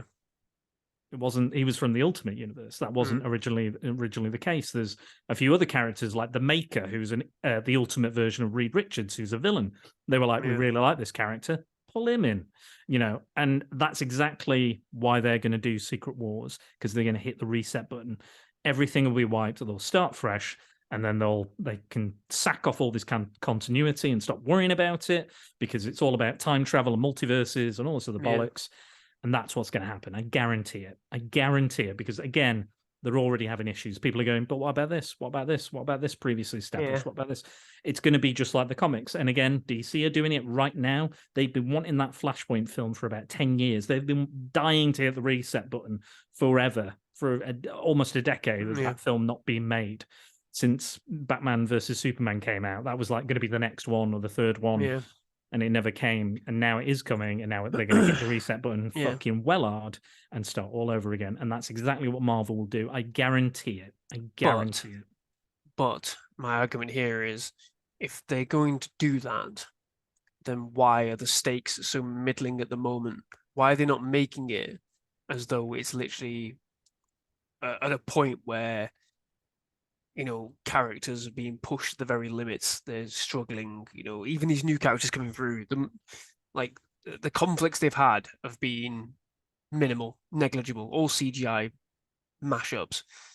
Why are these new characters not being really sort of pushed and almost, I don't want to say punished, but made to suffer in a way that when it comes to this Secret Wars reset, that these characters that do survive the reset are then, gifted the wealth of having struggled and suffered, or at least been tested in a tangible way, whereby you feel like, God, they deserve to have, they deserve to survive. They deserve to be the next, Hawkeye, the next Black Widow, Sure. the next Captain America. They've earned that title. They've earned it because the MCU universe is becoming so unsustainable because the inversions are a result of things not making sense. Characters doing whatever the friggin' doing. There was two Spider-Men, for example, and they're like, why are there two Spider-Men that are exactly the same? But yeah. Or, make him suffer. Or they change all of a sudden into like Peter Parker all of a sudden becomes Miles Morales or something like that. Yeah. Like or a building appears inside another building. Like there's things they could play with. There's ideas that I imagine the characters really have to struggle with. Yeah. And I think that would because we've dealt with massive stakes before. It seems like we've just dipped into and I know a lot of these characters have had. They've had their origin story films, but the origin stories have been that generic, that flat, that none of them are memorable. And this is the other issue for me. When I'm looking back now, the majority of these films, in fact, all of them, bar No Way Home, I will not be watching again. That's a huge issue for me because I don't feel like I need to watch them again because there's nothing really there for me. And I would posit this question when it comes to everybody doing these massive rewatches, for Secret Wars. Yeah, there's going to be people out there go, I've watched them all again. Honestly, ask yourself if you're going to sit through some of these very recent films again fully. Are you going to binge the TV shows? Are you going to do exactly? Are you going to do the Agent Coulson short films? Are you going to do those as well? Exactly. Are you? Like I'll be honest, I very rarely rewatch them because they stay quite fresh in my memory. Like I remember like me and Scott. You're like me, aren't you? You're very much one of them that can remember lines and dialogue and scenes, the way it looks. Just we've got weird photographic memories of them. Yeah, it's just something. There's other films I'll forget instantly, like whatever. But the like before you brought up Love and Thunder, I was like I completely forgotten about that film, and I fucking and this is the other thing. I fucking hated it. I hated it with a passion. Most 90% of all the films leading up to Infinity War and Endgame have extremely memorable moments in them. Eternals, the only thing I remember is that the fucking the god being stuck in the earth and nothing coming of it, which they still haven't addressed, by the way. I'm still struggling with that. You've literally destroyed the magnetosphere of the earth by rupturing. I don't know why. I don't know why, Andy. But when Icarus. Spoilers for Eternals, but when Icarus flew into the sun, I couldn't help think of you watching that and just laughing. because it was sat in the cinema. I just went, get fucked. You literally, it's the most on the nose thing in the fucking universe. Oh, Icarus flies into the sun. Get fucked, Marvel. You're literally just taking the piss out of us at this point, aren't you? You've got a marbled god being stuck out of the earth. You've destroyed literally the atmosphere. The planet will not rotate anymore because there is literally something sticking out of the core of the earth. And then Icarus flies into the sun. Go fuck yourself. No. It's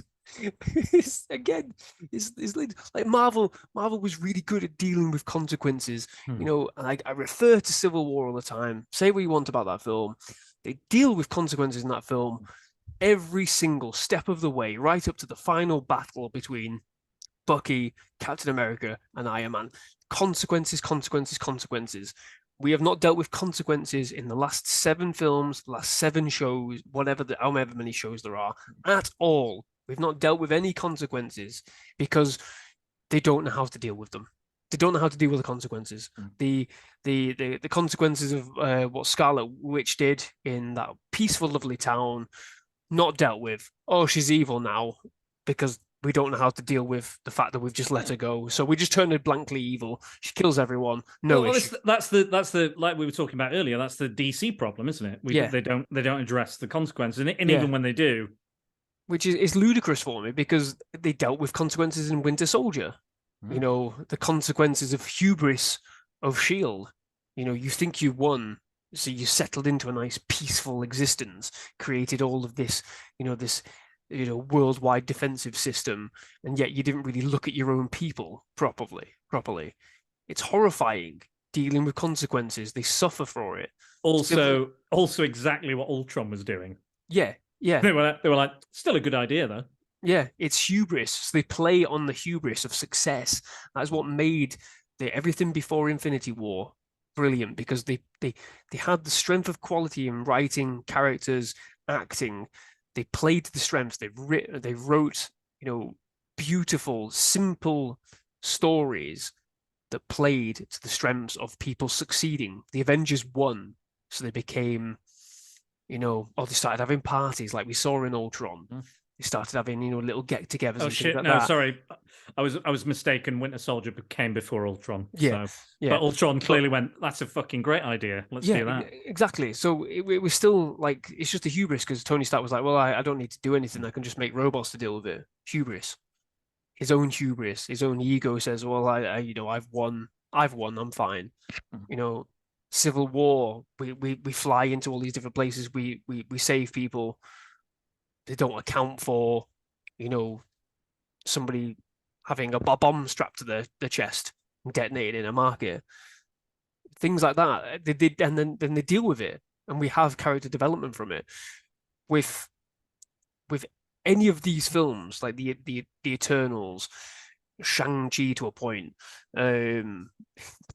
bloody Black Widow with that thing falling out of the sky. There's no dealing with it. It just happens, and then they move on. Nobody refers to it afterwards. I think we've had one reference to the marbled monstrosity sticking out of the earth since and that was the Eternals. That was in She-Hulk. That was on a website, and it was a joke. Yeah.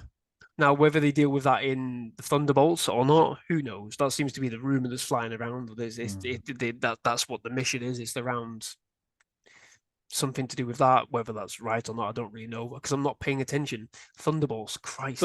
But also, they should have done the original Thunderbolts. The original idea for the Thunderbolts was there was a big event, Heroes Reborn, the Avengers went away, Fantastic Four went away, Hulk went away, kind of. A version of the Hulk went away. And then there was there was a lack of heroes. So these supervillains put on a charade and presented themselves as new superheroes called the Thunderbolts. And they worked with the government. They got all this insight. They got this inside track. And it was actually Zemo and the Masters of Evil. That was the big twist, that they were actually undermining everything. But the twist within the twist was actually that the villains actually liked being heroes. Yeah. And then they betrayed Zemo. Which is a fucking great, structure to work with. But no, they're going with the more recent version of the Thunderbolts, which is just, it's the Suicide Squad. Yeah. Which I'm not interested in seeing. No, not at all. Not at all. Like that they had the opportunity after Endgame. They had the opportunity for during the 5 years, during the blip, whatever you want to call it, the snap, these heroes came in, and now they're taking advantage of that position. They even moved into the Fantastic Four's fucking headquarters while they were gone. That's how much trust they were given. That's how much this universe needed new heroes, that everyone bought into it. And again, there was an opportunity there, but they've gone with the simplest and easiest option, and most of them are just punchy characters as well. Yeah, I don't want characters that just punch. I want interesting, unique, bizarre, weird fucking powers. Like, look at James Gunn's Suicide Squad. They had a fucking weasel. They had a weasel in it. Now they've just got Polka Dot Man. Yeah, Polka Dot Man. Brilliant. Look how fucking cool was that character? Like, there's so much kind of weird and interesting things, and that's why I love comic books. But they've just gone, character can punch people. That character can punch people. Why did Joss Whedon introduce Scarlet Witch and Quicksilver? Because everybody else just fucking punched people. That's exactly what he did there. Not saying he's a great person or anyone or a leading example of what people should be doing or approaching. Creativity, isn't it? Creativity, but he had that was a very good idea. And look at the Scarlet Witch now. Now she's like, more popular than she's ever been. She was before she murdered people. Yeah, exactly. And then they've killed her off. And Olsen says recently that she's not been extended any other contracts, so it's unlikely that she'll be returning. We've not really talked about Ant-Man though, have we? And the Wasp. No, but I think Ant-Man is part of the problem. Part of the problem. Well, it's not part of the problem. It's symptomatic of this overall discussion we've just had about the state of Marvel, state of sort of comic movies. It's just really fucking thin. That's the best way I can describe it. Like, there's nothing to it. Like Cassie Lang doesn't really have a character in it other than, we should help people, and her dad's like, well, yeah, we want to help people, we want to help them in the right way. I really don't like how she shouts at her dad and tells him he's basically wrong at the start of the film, and ignores him when motherfucker he's just saved the universe. He helped save the universe. And he was integral. He was integral. him and that rat were integral to saving the universe. And I'm like, just please, just have some, reverence for who these characters are. Like, acknowledge, like, this was the thing, like her arc in the film is learning how to punch. Yeah, or like more importantly, remembering that she actually has the suit with her. Like, this stuff in this film that's like just doesn't make any sense. It just doesn't make any sense. I'm struggling now because again, it's not memorable. There's nothing memorable in this film apart from just the awfulness of it. I've got a pretty good handle on it. So Scott Lang is living his life. He's again enjoying all the benefits of being a superhero and saving the universe and doing his thing. He's got a beautiful partner in the Wasp. They're doing experiments. He's got a daughter he's trying to get closer to, but there's a separation. She's getting herself in trouble and going to jail, much like her dad. You think they'd have more in common. She's like going to like rallies and things and getting and protests and stuff because she's a young person. She's got to be into protests and things. The character just doesn't make sense, does she? And then she's like, I've created this device and it's caused all these problems. So Hank, Janet, Hope, Scott, everybody gets sucked into the microverse, as they are now allowed to call it, because they now own the rights to the Fantastic Four and Psycho Man and they call it Subatomica. That's right. They don't call it the microverse. Yeah. So Subatomica is part of the Fantastic Four. Sounds like Subatomica sounds like a nightclub. Yeah, or like a really shit sort of garage, band thing. I don't know. Craig David featuring Subatomica. You're listening to Subatomica. So they go into Subatomica or the quantum realm, and because of this, they've been alerted to Kang, who's lived down there, and he is aware that she's the only Janet who lived down there and knows and is like, I can't tell you everything. I don't know why I've not told you everything all these years, and why we shouldn't fuck around in the quantum realm, even though we've fucked around the quantum realm forever. At this point, you've saved me. Come into the quantum realm, took me out. Scott Lang came back, and that second film had some fucking weird things in it. And but like just like even just in that, like the fact that she doesn't tell them anything prior to this doesn't make any sense whatsoever. Because, I mean, aside from the fact that Scott Lang was in there for fucking 5 years, aside from all that, and he never saw any of this, universe, this living universe or whatever. The fact that she doesn't even mention that there is like a civilization down there or that there's people, it's a living world. Not least that there is that she knows there is a world-ending threat there. She just completely chooses to ignore it without saying. I mean, we know the reasons why she doesn't is because in Ant-Man 2, they hadn't thought that it wasn't part of the writing. No. It wasn't part of the writing. So they had to really fuddly spaff off some. She doesn't even give a real reason why she doesn't tell anybody. They just spaff off some really befuddled reason to cover up, like we said before, to cover up inconsistencies that are permeating through this whole friggin' she had like MCU universe. She had some weird powers in Ant-Man and the Wasp, like speaking through Scott Lang and some sort of healing abilities and shit. Yeah. Never addressed, never referenced. I thought going into this film, I had some predictions. So I knew that there was going to be a relationship with her and Kang, and that they don't like each other. There's a conflict there. So, and I was like, well, Scott Lang didn't age in the quantum realm, but she did. So I thought going in, all right, she'll have fought Kang. She'll have, again, had this rivalry or conflict. And what he'll have done is he's used his time travel powers, and he's aged her. Yeah, turn her into an old lady to win, or to beat her or to stop her. And I thought, oh, that's great. That'll be what they do. No, there's a throwaway line where they go, time works differently in different parts of the quantum realm. Great. Thanks. Great writing. Thank you for that. Again, I'm doing better writing than people. They're getting paid billions of dollars, millions of dollars for this. Yeah.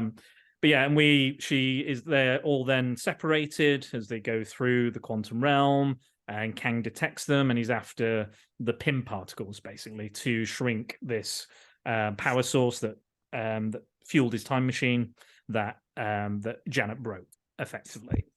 They meet these kind of Star Wars-like tribes and characters. There's a character played by David Dastmalchian, Polka Dot Man, who is very obsessed with people's orifices and how many they have.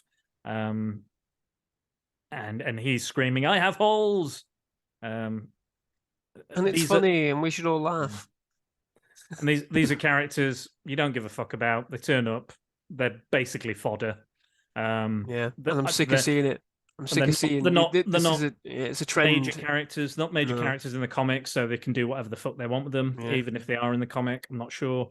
If I don't know they're in the comic, then you need to worry, because I know my fucking obscure characters. And then we find out that Darren Cross has survived, a yellow jacket from the first film, and he's got a large head but a tiny little bum that we see, CGI bum, and he's rebuilt as MODOK, who they make out to be a massive threat, and it's very scary. Yeah, and Bill Murray's in it for some fucking reason. I don't understand why. Rubbish cameo. It's a pointless character, pointless cameo. Anybody could have fucking played that role. Yeah. Didn't do anything. Wasn't funny. It was kind of threatening, a bit weird, and he's controversial at the moment as well, among the other actors in this film. Evangeline Lilly. He's always been controversial. Yeah, he's always been a bit wobbly. He's always been a bit dodgy. That's why we like him. I don't know, Andy. I don't know. So him groping women and stuff is not cool. Oh no, that's not cool. Just let's be honest. That's exactly what he's in trouble for. That's what he's in trouble for. Yeah, that's not what we like. We don't like that. Gina Davis has said the same. She said he was a bit handsy and stuff, and he got kicked off of one film set for doing stuff recently. And obviously Jonathan Majors, it's come out that they built an entire. Like I honestly think at this point, movie contracts are going to have a controversial, a problematic clause. If you do anything problematic and you can't prove that you didn't do it, like you're going to be out of the film. I think they're going to have to, after Idris Elba, Zachary Levi, Ezra Miller. It's gonna get to a point because people are clearly not turning up to films that. People are if they're a bit dodge, maybe might not turn up to. Evangeline Lilly, I guarantee you, most of her stuff in this was left on the cutting room floor because she doesn't. Again, doesn't have an arc. She's not in this film at all. Barely in it. She's not in this film whatsoever. It's called Ant-Man and Wasp. You might as well have just called it Kang, the Conqueror. Yeah, it should have just been called Ant-Man Quantumania, really. Right. But there you go. like I don't think the actors are bad in it per se. No, But there's no, they're fine. there's a lot of it where it just feels mismatched, or it doesn't Yes. quite come together. Like Ant-Man goes from like being like, like, oh, there's a deal. Like I thought the deal, like again in the trailers, it presents a certain thing. Like Loki, the trailer presented it as him going around time and messing with, famous events like Vesuvius, or him being DB Cooper and shit like that. That's what that. And I thought, oh, that might be quite fun actually, if he's the god of mischief and he's doing mischievous stuff throughout time, and it has an effect, and the TVA are after him. Again, better show than what we got. In my own head. So this, I thought it was going to be Kang. It offers Ant-Man the time he didn't have with his daughter because he was in the blip. That's kind of how it seemed, wasn't And it? it presents it in that way, but then he just goes, "No, just kill her. I'll just turn her to dust. I'll make her age really quick and die." Yeah, right. But I thought that was interesting. That's an interesting idea, because that is why I think Ant-Man would do what Kang asks. Yeah, because that would factor in to, like, Scott being able to help his daughter to stop being like him in a way. Exactly. Getting into all this trouble. She's rebelling. She's rebelling because she didn't have a father figure when she was growing up, which, given what we see a little of her in Endgame, I don't think it really fits, because she think looks so emotionally charged in that bit of Endgame. You're like, she just missed her fucking daddy, and now she's really happy he's back. But no, now she's become an asshole, and I don't buy it, because, again, we didn't see any of this. Little Cassie was very sweet, very lovely little girl. The Cassie we see in Endgame when he comes back is a totally different actress. But yeah. But she's broken, isn't she? She's broken when she sees him. And then we get this miraculous jump to this arsehole who knows everything and speaks to her dad like he's just a piece of shit. Don't believe it. Don't buy it. This is don't why believe it. Don't buy it. And everything that comes out of her mouth in this film, I don't believe it. And then we get Ant-Man like later on, like just becoming really large and just screaming like, "Kang, we had a deal," and it's what awful. Deal? It's like, we had a deal. What? Oh, you grab this and you can have it, and your daughter survives, and everyone can go out. Like he was ever going to keep that fucking deal anyway. It's fucking exactly. Kang the Conqueror. Like it's bizarre. It's bizarre.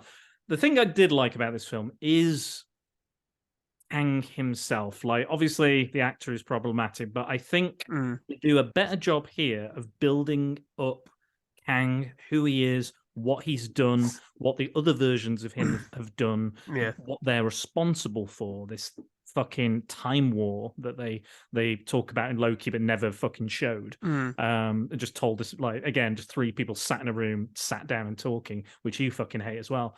And I thought they did a better job sitting at tables talking. But I thought they did a better job of building him up than they did with Thanos, who again sat down and did fucking nothing for 4 or 5 years, and was like, I'm going to do it myself in Age of Ultron, and then we didn't get those films for like another 7 or 8 years. Difference is when it came to Thanos, actions speak louder than words. True. So in Infinity War, when we see him decimate the Hulk, everybody went, "Holy shit!" Like, true. It was literally it. That was the perfect way to introduce him, because all we had seen was him just sat in a chair, sprouting words and shouting at Ronan, "Boy," But it was all built up, because again, it was like, well, we don't want to show him doing anything else. We want to show him sat in this chair, because when it comes to it, he's gonna fucking do everyone in. True. There's it's one of them, isn't it? Yeah. I like the character of Kang. I think he's always been very interesting. I cosplayed as him years ago, and all this other stuff. I like this kind of aged warrior, this kind of Alexander the Great style character, but instead of continents, he's conquering entire timelines, universes. I think that's a really fucking fascinating idea, and all these different versions of himself and different pasts that he has. You know, he's either a relative of Reed Richards or he's a relative of Doctor Doom. You know, a descendant of those characters. That's really interesting. Iron Lad is a younger version of him that Kang comes to and says, "You're going to become me, and I'm going to teach you how." And he's like, "I hate you, older version of me. You know, I'm going to form my own Young Avengers with Kate Bishop and other characters." And yeah, so there's a lot of potential with the character and the ideas, and again, some of the post-credits stuff is interesting. I like what they're playing with there. Potentially, we're going to get a new actor as that character going forward. Potentially, is the rumor. We'll see what happens with that. But I think for me, he was the best part of the character. The performance I quite liked. Again, not a good human being from what we've heard, but I liked what this character represents, and going forward, I'm interested in more from this character. That was my favorite part of this film. Is Kang and the things revolving around Kang. Yeah. The only thing I have sort of concerns is with Kang is, are we doing the opposite of Thanos because we feel like we have to? Are we going to show multiple versions of him time and time again over however many films we're going to have? That was a good pun, Andy. That was a really good pun. That was good, wasn't it? I didn't even mean it. Are we going to show him over several movies as different variations to a point where the impact ends up being lost when it comes to the punch? Potentially. And maybe some people will maybe they'll pick their favorite or the one that's gets the best response, and they'll go, "Oh, well, we like the Scarlet Centurion version of Kang, or we like the Ramatut version of Kang." You know, that's the one we'll go with. And what's everyone's favorite? When it comes to simply, general audiences, that's not the same one that was in the last film. I don't get it. Who's this guy? Maybe, yeah. What's going on here? I thought he died. I don't get it. That kind of stuff. True. I mean, for me, again, like I said, I'm not really. There's nothing against. I don't have anything against the idea of Kang as the character. I think it is a very good idea, but for the exact same reasons that I've said right the way through this 2-hour discussion at this point, near enough. Like, I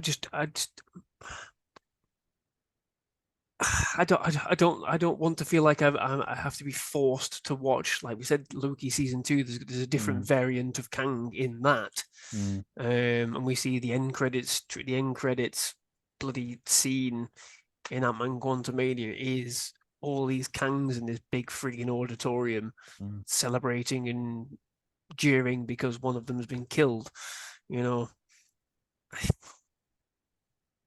I'm struggling because I am exactly at the point where I was with the Arrowverse. There is too much to think about.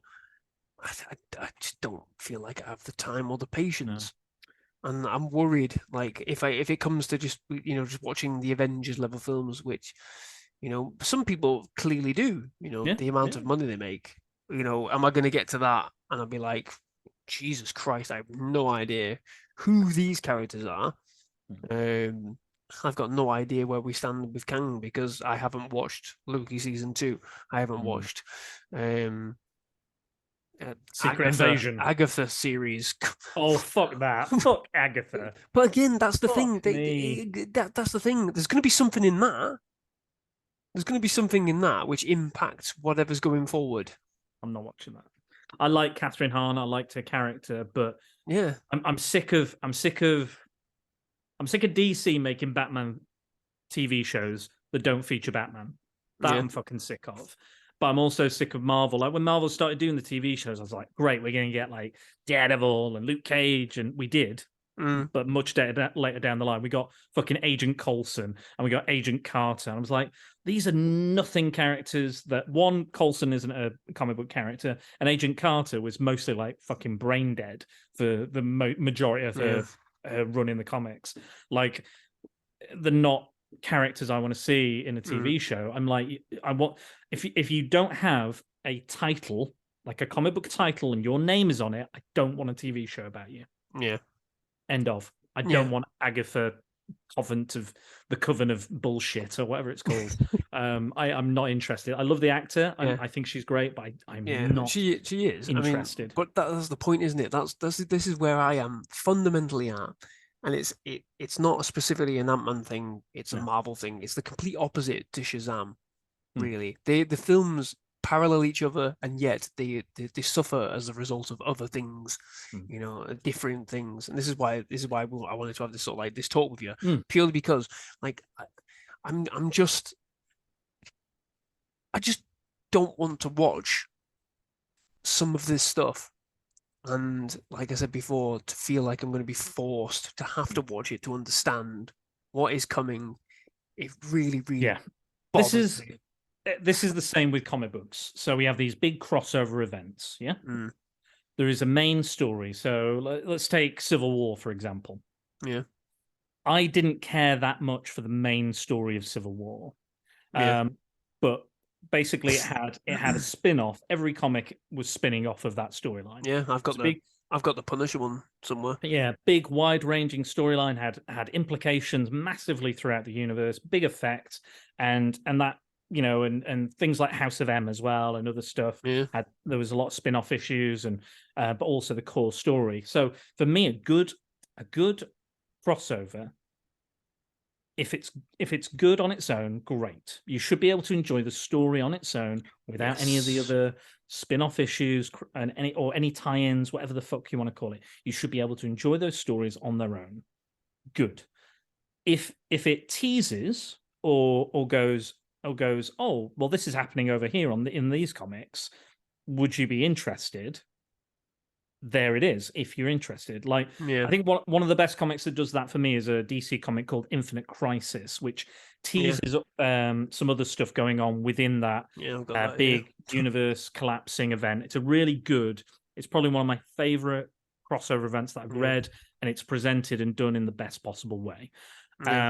And with Civil War, it was the opposite for me. I was more interested in the spin-offs than at the actual event. The actual event I thought was, it's fine. It's just the general idea. But you need to be able to tease it, but not make it mandatory. Yeah.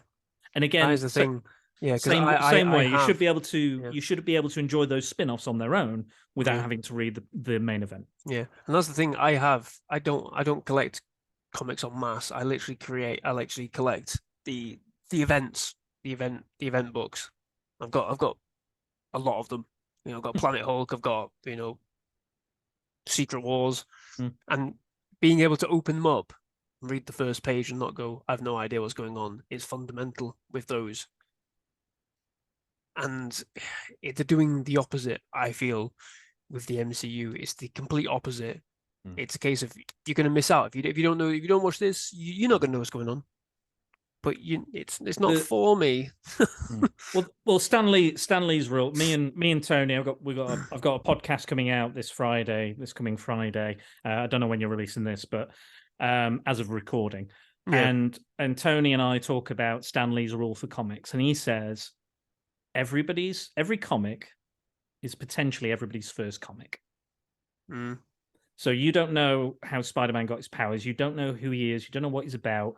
So there was always like a little blurb at the very least, a little blurb that just said, Peter Parker was bitten by a radioactive spider, this nerd in high school, and now uses his powers after his Uncle Ben died to fight crime and be responsible. With great power comes great responsibility. Bam, off you go, off to the races. Just that little blurb does it for you. And then maybe you'll get some other flashbacks or some references to some previous issues. But you'll at least kind of know where you are. They're making the assumption now that everybody should know where they are or know what the characters are doing at any one time or where. And again, like the MCU timeline as well, they've shifted when those films may have come out chronologically, but sometimes they take place in different time periods. So like Black Widow is just after Civil War, but then it came out technically around Endgame or as Endgame finished. So that can be confusing to people as well, because people won't know often. It won't imply when it's set. Like Black Widow didn't really imply when it was set, really. It kind of just went off on one. So that's important, I feel. I think because we talked about these two movies, I think we should talk about their two total dogshit endings. Yeah, 100%. So Ant-Man ends with the possibility that Ant-Man is going to be trapped, and Wasp are going to be trapped within the quantum verse, the quantum realm, trapped in this universe because Cassie and Hank and Janet have got out. The portal's closing, and they've got to stop Kang. He's almost got the power source. He's almost free, and he could cause billions of timelines and lives to be ruined. Ant-Man goes in and he's fighting him. He's got no chance. He's the ultimate underdog. He's got no possible chance. And even in the trailers, he goes, he's like, you don't really think you can win against me. And he's clearly outmatched. Yeah. He's absolutely outmatched against Kang, who is a warrior unto himself. And then Ant-Man manages to, he said, well, you don't have to win. No, that's it. I don't have to lose. We both none of us has to win, but both of us could lose. Something like that. I can't remember the line exactly, but he implies I don't have to win. Yeah, that's it. I don't have to win. We both just have to lose. Perfect. That's it, Andy. I think it's something like that. I think it's that. I'm almost certain it's that. But anyway, so he's implying that he's going to sacrifice himself, his life possibly, to make sure that Kang does not get out. And at this point in the film, I'm like, oh fucking hell! Like they're going to go for it. They're really going to fucking they're building it up. Like, after all these laughs and all this stupid silly shit, MODOK's arse out, hanging out, and I am not a dick, and all this sort of stuff. They are finally, and this is again very similar to Shazam. They're finally taking this character very seriously. They're going for a really hard hitting, emotional ending. And the Wasp goes in because he's struggling. The Wasp goes in, and you're like, oh fuck, they're both gonna be trapped in the quantum realm forever. They're never coming out. This is oh no, what we're gonna do? Like, Cassie's safe, everyone else is safe, but we're gonna make this sacrifice. And then they kill Kang. He hits the device and turns into like mush or whatever the fuck happens. I can't remember. I think he just gets pulled inside, doesn't he? And like some sort of time. Is that buy me bullshit? Is that the guy at the end of Jumanji when he's getting sucked into the game and he goes and then he goes through it? Yes, exactly that. And then they're stood there and they're like, the portal's closing, and you're like, oh fuck, they've missed their window to get out. And then Ant-Man just goes, shall we go home?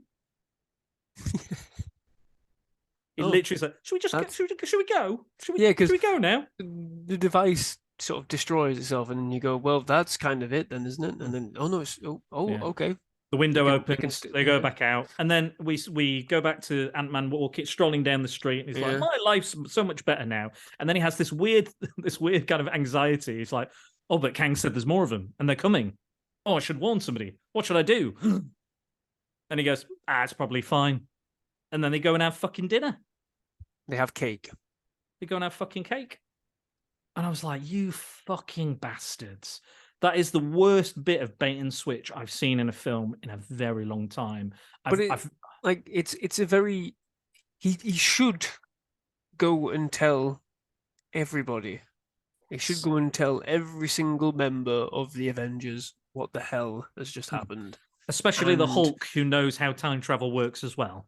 Yes. And as far as we know at this point, he hasn't told a single soul, and he doesn't intend to.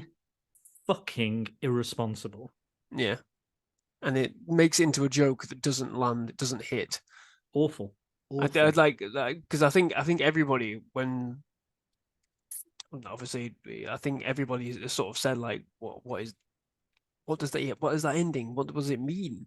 Because it doesn't even hit in sort of like, is he being sort of, is this a part of Kang's thing that he forgets to tell people? It doesn't even play like that, because it's like, oh, has he been tricked into downplaying it? No, he's just literally just goes, oh well. For a second, I thought we were going to. For a second, I thought we were going to pull away, and it was Kang maybe holding it in his hand, this like pocket universe that he's trapped them in, or something like that. Like so playing it, or he's like controlling it. They thought they won, but actually I won, because I know time and I can remake the universe as I see fit. The best ending would have been, which I think this screams of a reshoot as well. Yes, it does. Yeah. And again, I think maybe Scott Lang and Wasp were at least going to be trapped, if not died, in the quantum realm, because I think the better ending would have been Janet, Hank, looking after Cassie, her growing into her own hero. Evangeline Lilly, you can sack off because of her political views anyway. Yeah. And then Paul Rudd can have a break. And then when you need them, and it'll be quite funny to see him being like the Lang the Conqueror and you know, being the king of the quantum realm or something. Yeah. Like, that would have been quite funny to see, because they all think he's like an absolute hero and god for saving them. And that would be entertaining. And then when you need him, open the portal again, bring him in for the Secret Wars where everyone's going to come out and save the day. Yeah. That would have been the best ending. And then Cassie has the hero's journey. She has this, she's lost the parents. She's, you know, she's growing, she's training, she's becoming the new Ant-Man or the new Wasp, whichever you want to, you know, she'll be Stinger, I think they'll call her. I think that's the version they'll go with. Or Stature. She was known as Stature when she was a big lady, when she was grown big. Now, Fury of the Gods. Oh God, don't. So the ending here. Do. I will. Oh, I will. I fucking will. I'm glad you're doing this, by the way, because I can't bring myself to go through this crap again. It's painful. Don't worry. It's painful, but I'll do it. I'll take that. I'll take that.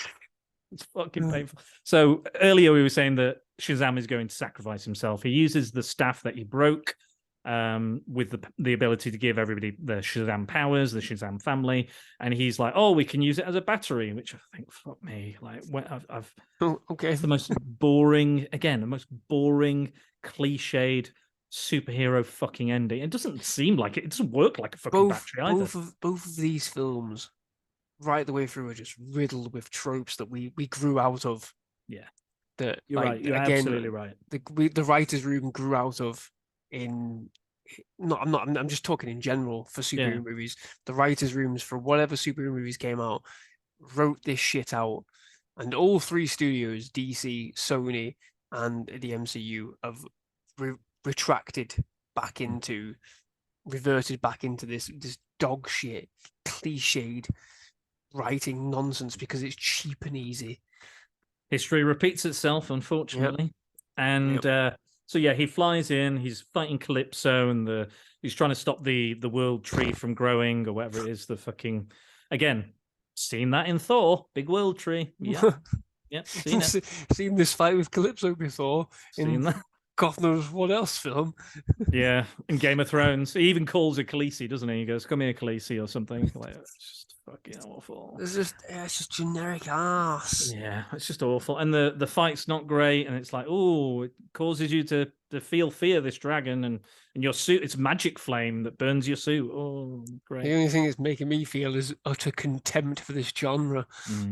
Again, both of these films have multiple post-credit scenes as well, because they're just hammering home, come and see more stuff, even though it might not exist, or it might not be this person playing this character, or this isn't what it was supposed to be. Again, smacks the post-credit scenes in Shazam and definitely reshoots. I know that for a fact. Yes, we do. Anyway, everybody knows that, don't they? Everybody knows it now. So we get he sacrifices, blows up the dragon, and Billy Batson is there lying dead. His family find him. He's in ashes. They bury him they fucking bury him. Because it's not even like implied that he's like, it's not one of those moments like, please wake up, you're not dead. It is, he's fucking dead. He's dead. It's literally the Superman funeral at the end of BBS. He is, and they're all stood there. He's fucking well gone. He's buried in fucking Athens, or wherever the fuck the God realm, or wherever that is, the home of the Titans. I can't remember what they call it. Who gives a fuck? He's sat there, the realm of the gods. He sat there, and they're like, and the wizard's like, oh well, only a god can bring back a god, and they're proper like, he is fucking dead. This child has died. The child that had 6 minutes of screen time, the supposed heart of the film, is dead, and everyone is crying and standing around in this big family loss, and he's like, nobody could possibly bring him back, and then we hear that. Only fucking Gal Gadot as Wonder Woman rocks up and goes, "The gods are all dead. It's me." It's not even fucking her though, is it? It's a deep fake. Is it? Is it a deep fake? Yeah, they used her stunt double from the. I didn't even look. Her stunt double. And by that point, I'll be honest. By that point, I was fucking well checked out. Anyway. I was as well. I was well gone. I know they used it. They definitely used a deep fake earlier for the wizard being on the body of Wonder Woman in that dream, which was again some very problematic stuff going on with like older women in this as well. Yeah. some other stuff. But we'll not so get into that. But yeah, like that's- this bit of the film, like literally again, similar to fucking just every reaction. Literally, it was just like, oh, go fuck yourself. Like, really, really, come on. And again, I thought it got to a point where I was like, I'm stuck. You know, like when the joke goes on for too long, and you're kind of like, oh, it's not funny anymore. Like this went on for so long, where I was like, I think they're going to leave him dead. I think like there's the reset in the universe. Maybe they're just going to leave him dead. Yeah, it's like fucking hell. This jokey film has ended very dark. But then Wonder Woman touches the ground or touches the staff, and he crawls out like a fucking zombie as Shazam, not as Billy. And then they're joking, and he's got a spider in his teeth, and he's trying to kiss her, and and it's like, oh yeah, what is this thing with our kids and being into older women? And yeah, well, that's how that one ends. And then again, loads of fucking three post-credit scenes. One with Mr. Mind as Savannah. One with that was awful. That not infuriated not me. funny, not good. Infuriated me. Terrible fake beard. I forgot about that post-credit scene from the first film, and you're doing the same joke again. Yeah. Except it's 100% worse because clearly we've not advanced this part of the story at all because we never intended to. So we're just doing a double a nothing burger joke for no reason. That means. And then he joins the Justice Society at the end of the film. To again, it's supposed to be Hawkman and Cyclone, but it turned into the characters from Peacemaker. I think there's another post credits, but I can't remember what it is. I don't care. Is there? I thought it was just them. Was it just those two? Maybe. I thought it was just them two. We'll say it's that. I'm my brain is trying so hard to forget this film. But yeah, not good. Again, played for laughs, then played really seriously, then played for laughs, but the laughs don't land and the jokes don't land. So there are quite a few similarities to these films, and again, quite a few differences as well.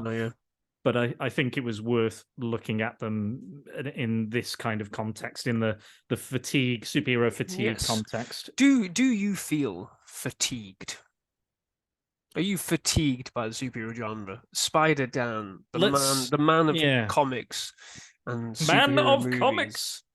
Like you're the go-to guru. Let's put it this way. On my podcast, you listen, people listen. How often do I cover superhero or comic book content? Yeah, good point. Not very often is the thing. And it's because over the years I've slowly I'm reading less comics. I still read comics, don't get me wrong, I'm still doing it, but I read less and less. I watch less and less superhero related stuff. Like I said, I don't often go back and rewatch Marvel stuff. It's still quite fresh in my memory. I know people that rewatch it every week or every time there's a new film out, they'll be like, oh, I'm going to rewatch that one or rewatch this one. And, I mean, me and Scott went to the Guardians of the Galaxy Secret Cinema thing. We didn't watch Volume 2 again, even though that's one of my favorite ones. Didn't watch it because, we had stuff on and we were there in the moment. So yeah, a little bit. I will say, I think I said this to Nathan. Nathan is always asking me every week. He's like, "Have we hit peak superhero fatigue now?" And I was like, "I think we have." This is the first time I've really admitted it. Yeah. That I think we have, and I think it's unfortunate. And again, I think DC have only just got their shit together, but I think it might be just too late. Yeah, and that's the worry, isn't it? I think I do think like they do need to do something extremely drastic to make Superman Legacy work. I did read that Warner Bros. Cannot or have no creative control. No, they've been. It was part of the deal, wasn't it? Yeah, and I think that I've said this before. I've said the worst thing about DC Comics is that they're owned by Warner Bros. So I think that they've trusted James Gunn with complete creative control. Is actually, again, a very good move. But we will see. We will see. Indeed. So there we go. We have done a huge discussion there on superhero fatigue, the Ant-Man, Quantumania, Shazam, Fury of the Gods. My word, it's been a weird few months for comic book movies, hasn't it? It's just a weird time in general for comic book movies. Yeah, sure. I'd be pleasantly surprised if Across the Spider-Verse comes out and it absolutely does gangbusters. Because can you imagine out DC and Marvel and the one company that releases something that's fucking, does gangbusters and is very well received and is going to possibly be maybe arguably one of the better Spider-Man films that have ever been made. Yeah. It's from a company that often just completely fucks it. I mean, that's the worry, isn't it? And but again, it's going to be a very busy film, isn't it? It's going to be a very busy film. There's a lot. It is split into two. It is split into two. It's a 2-part story, but yeah, it's still going to be busy. Yeah. But I think there's a lot of spider people in it, but I think most of those will be used quite sparingly. I think there'll be a main solid cast, but we'll get like the odd one pop in and make a cameo. You know, I don't think the bombastic bagman is going to be a main player in Across the Spider-Verse. But like, weirdly enough, I am still looking forward to that film. Like I've said all through this, I'm not Never say never. I'm not gonna watch superhero movie ever again. This film does interest me. I am very much looking forward to it because the first one was so fucking brilliant. It was incredible. Oscar winning. Yeah, exactly. So there are rays of hope. There are rays of light with the superhero genre. It's getting it all back on track to a point where, like we've said all the way through this, where it's not demanding that we see everything. It's not, all over the place. Like there's consistency with DC. That side is consistency for DC, and it's the demanding of my attention from the MCU. That's what's crippling for me. It's like I can't bear both of them as they are. We'll just have to see what happens, I think, really. And like you said, see what fits, see what hits you in the right way when you view trailers, like we used to. Watch a trailer. Yeah, that looks all right. I'll give that a watch. Like, I mean, you went for a period when you went to the cinema and you had headphones and a blindfold, didn't you? Because you were that dedicated and interested in the MCU. Skyfall. I didn't want to know anything about Skyfall. Oh, was it Skyfall? Yeah. Right. I thought it was the MCU stuff. Well, I did like 12 months, I think, where I just didn't watch movie trailers. Oh, anything. It was anything. Skyfall specifically. Skyfall. Basically, I didn't want to know anything about Skyfall going into it, so I was like, I'm not watching any trailers. When was the last time you did that, though? Was it Skyfall? Yeah, I think it was. Yeah, but I think it's looking at what you want to watch without feeling like you have to watch it. That's what I'm getting at. For me, I think more than anything, like the Marvels watched the trailer and went, nah, I don't fancy that. So I will wait. To see the reviews, or wait to see what peers say, what like you say, and then go from there. If it changes my mind, fine. I might go on the cheap Tuesday afternoon, or I might just wait for Disney Plus. If the trailer looks great, then I'm there. That's what I've been telling people recently. Like, people go, "Oh, should I see Love and Thunder?" Wait for Disney Plus. Should I see Quantumania? Wait for Disney Plus.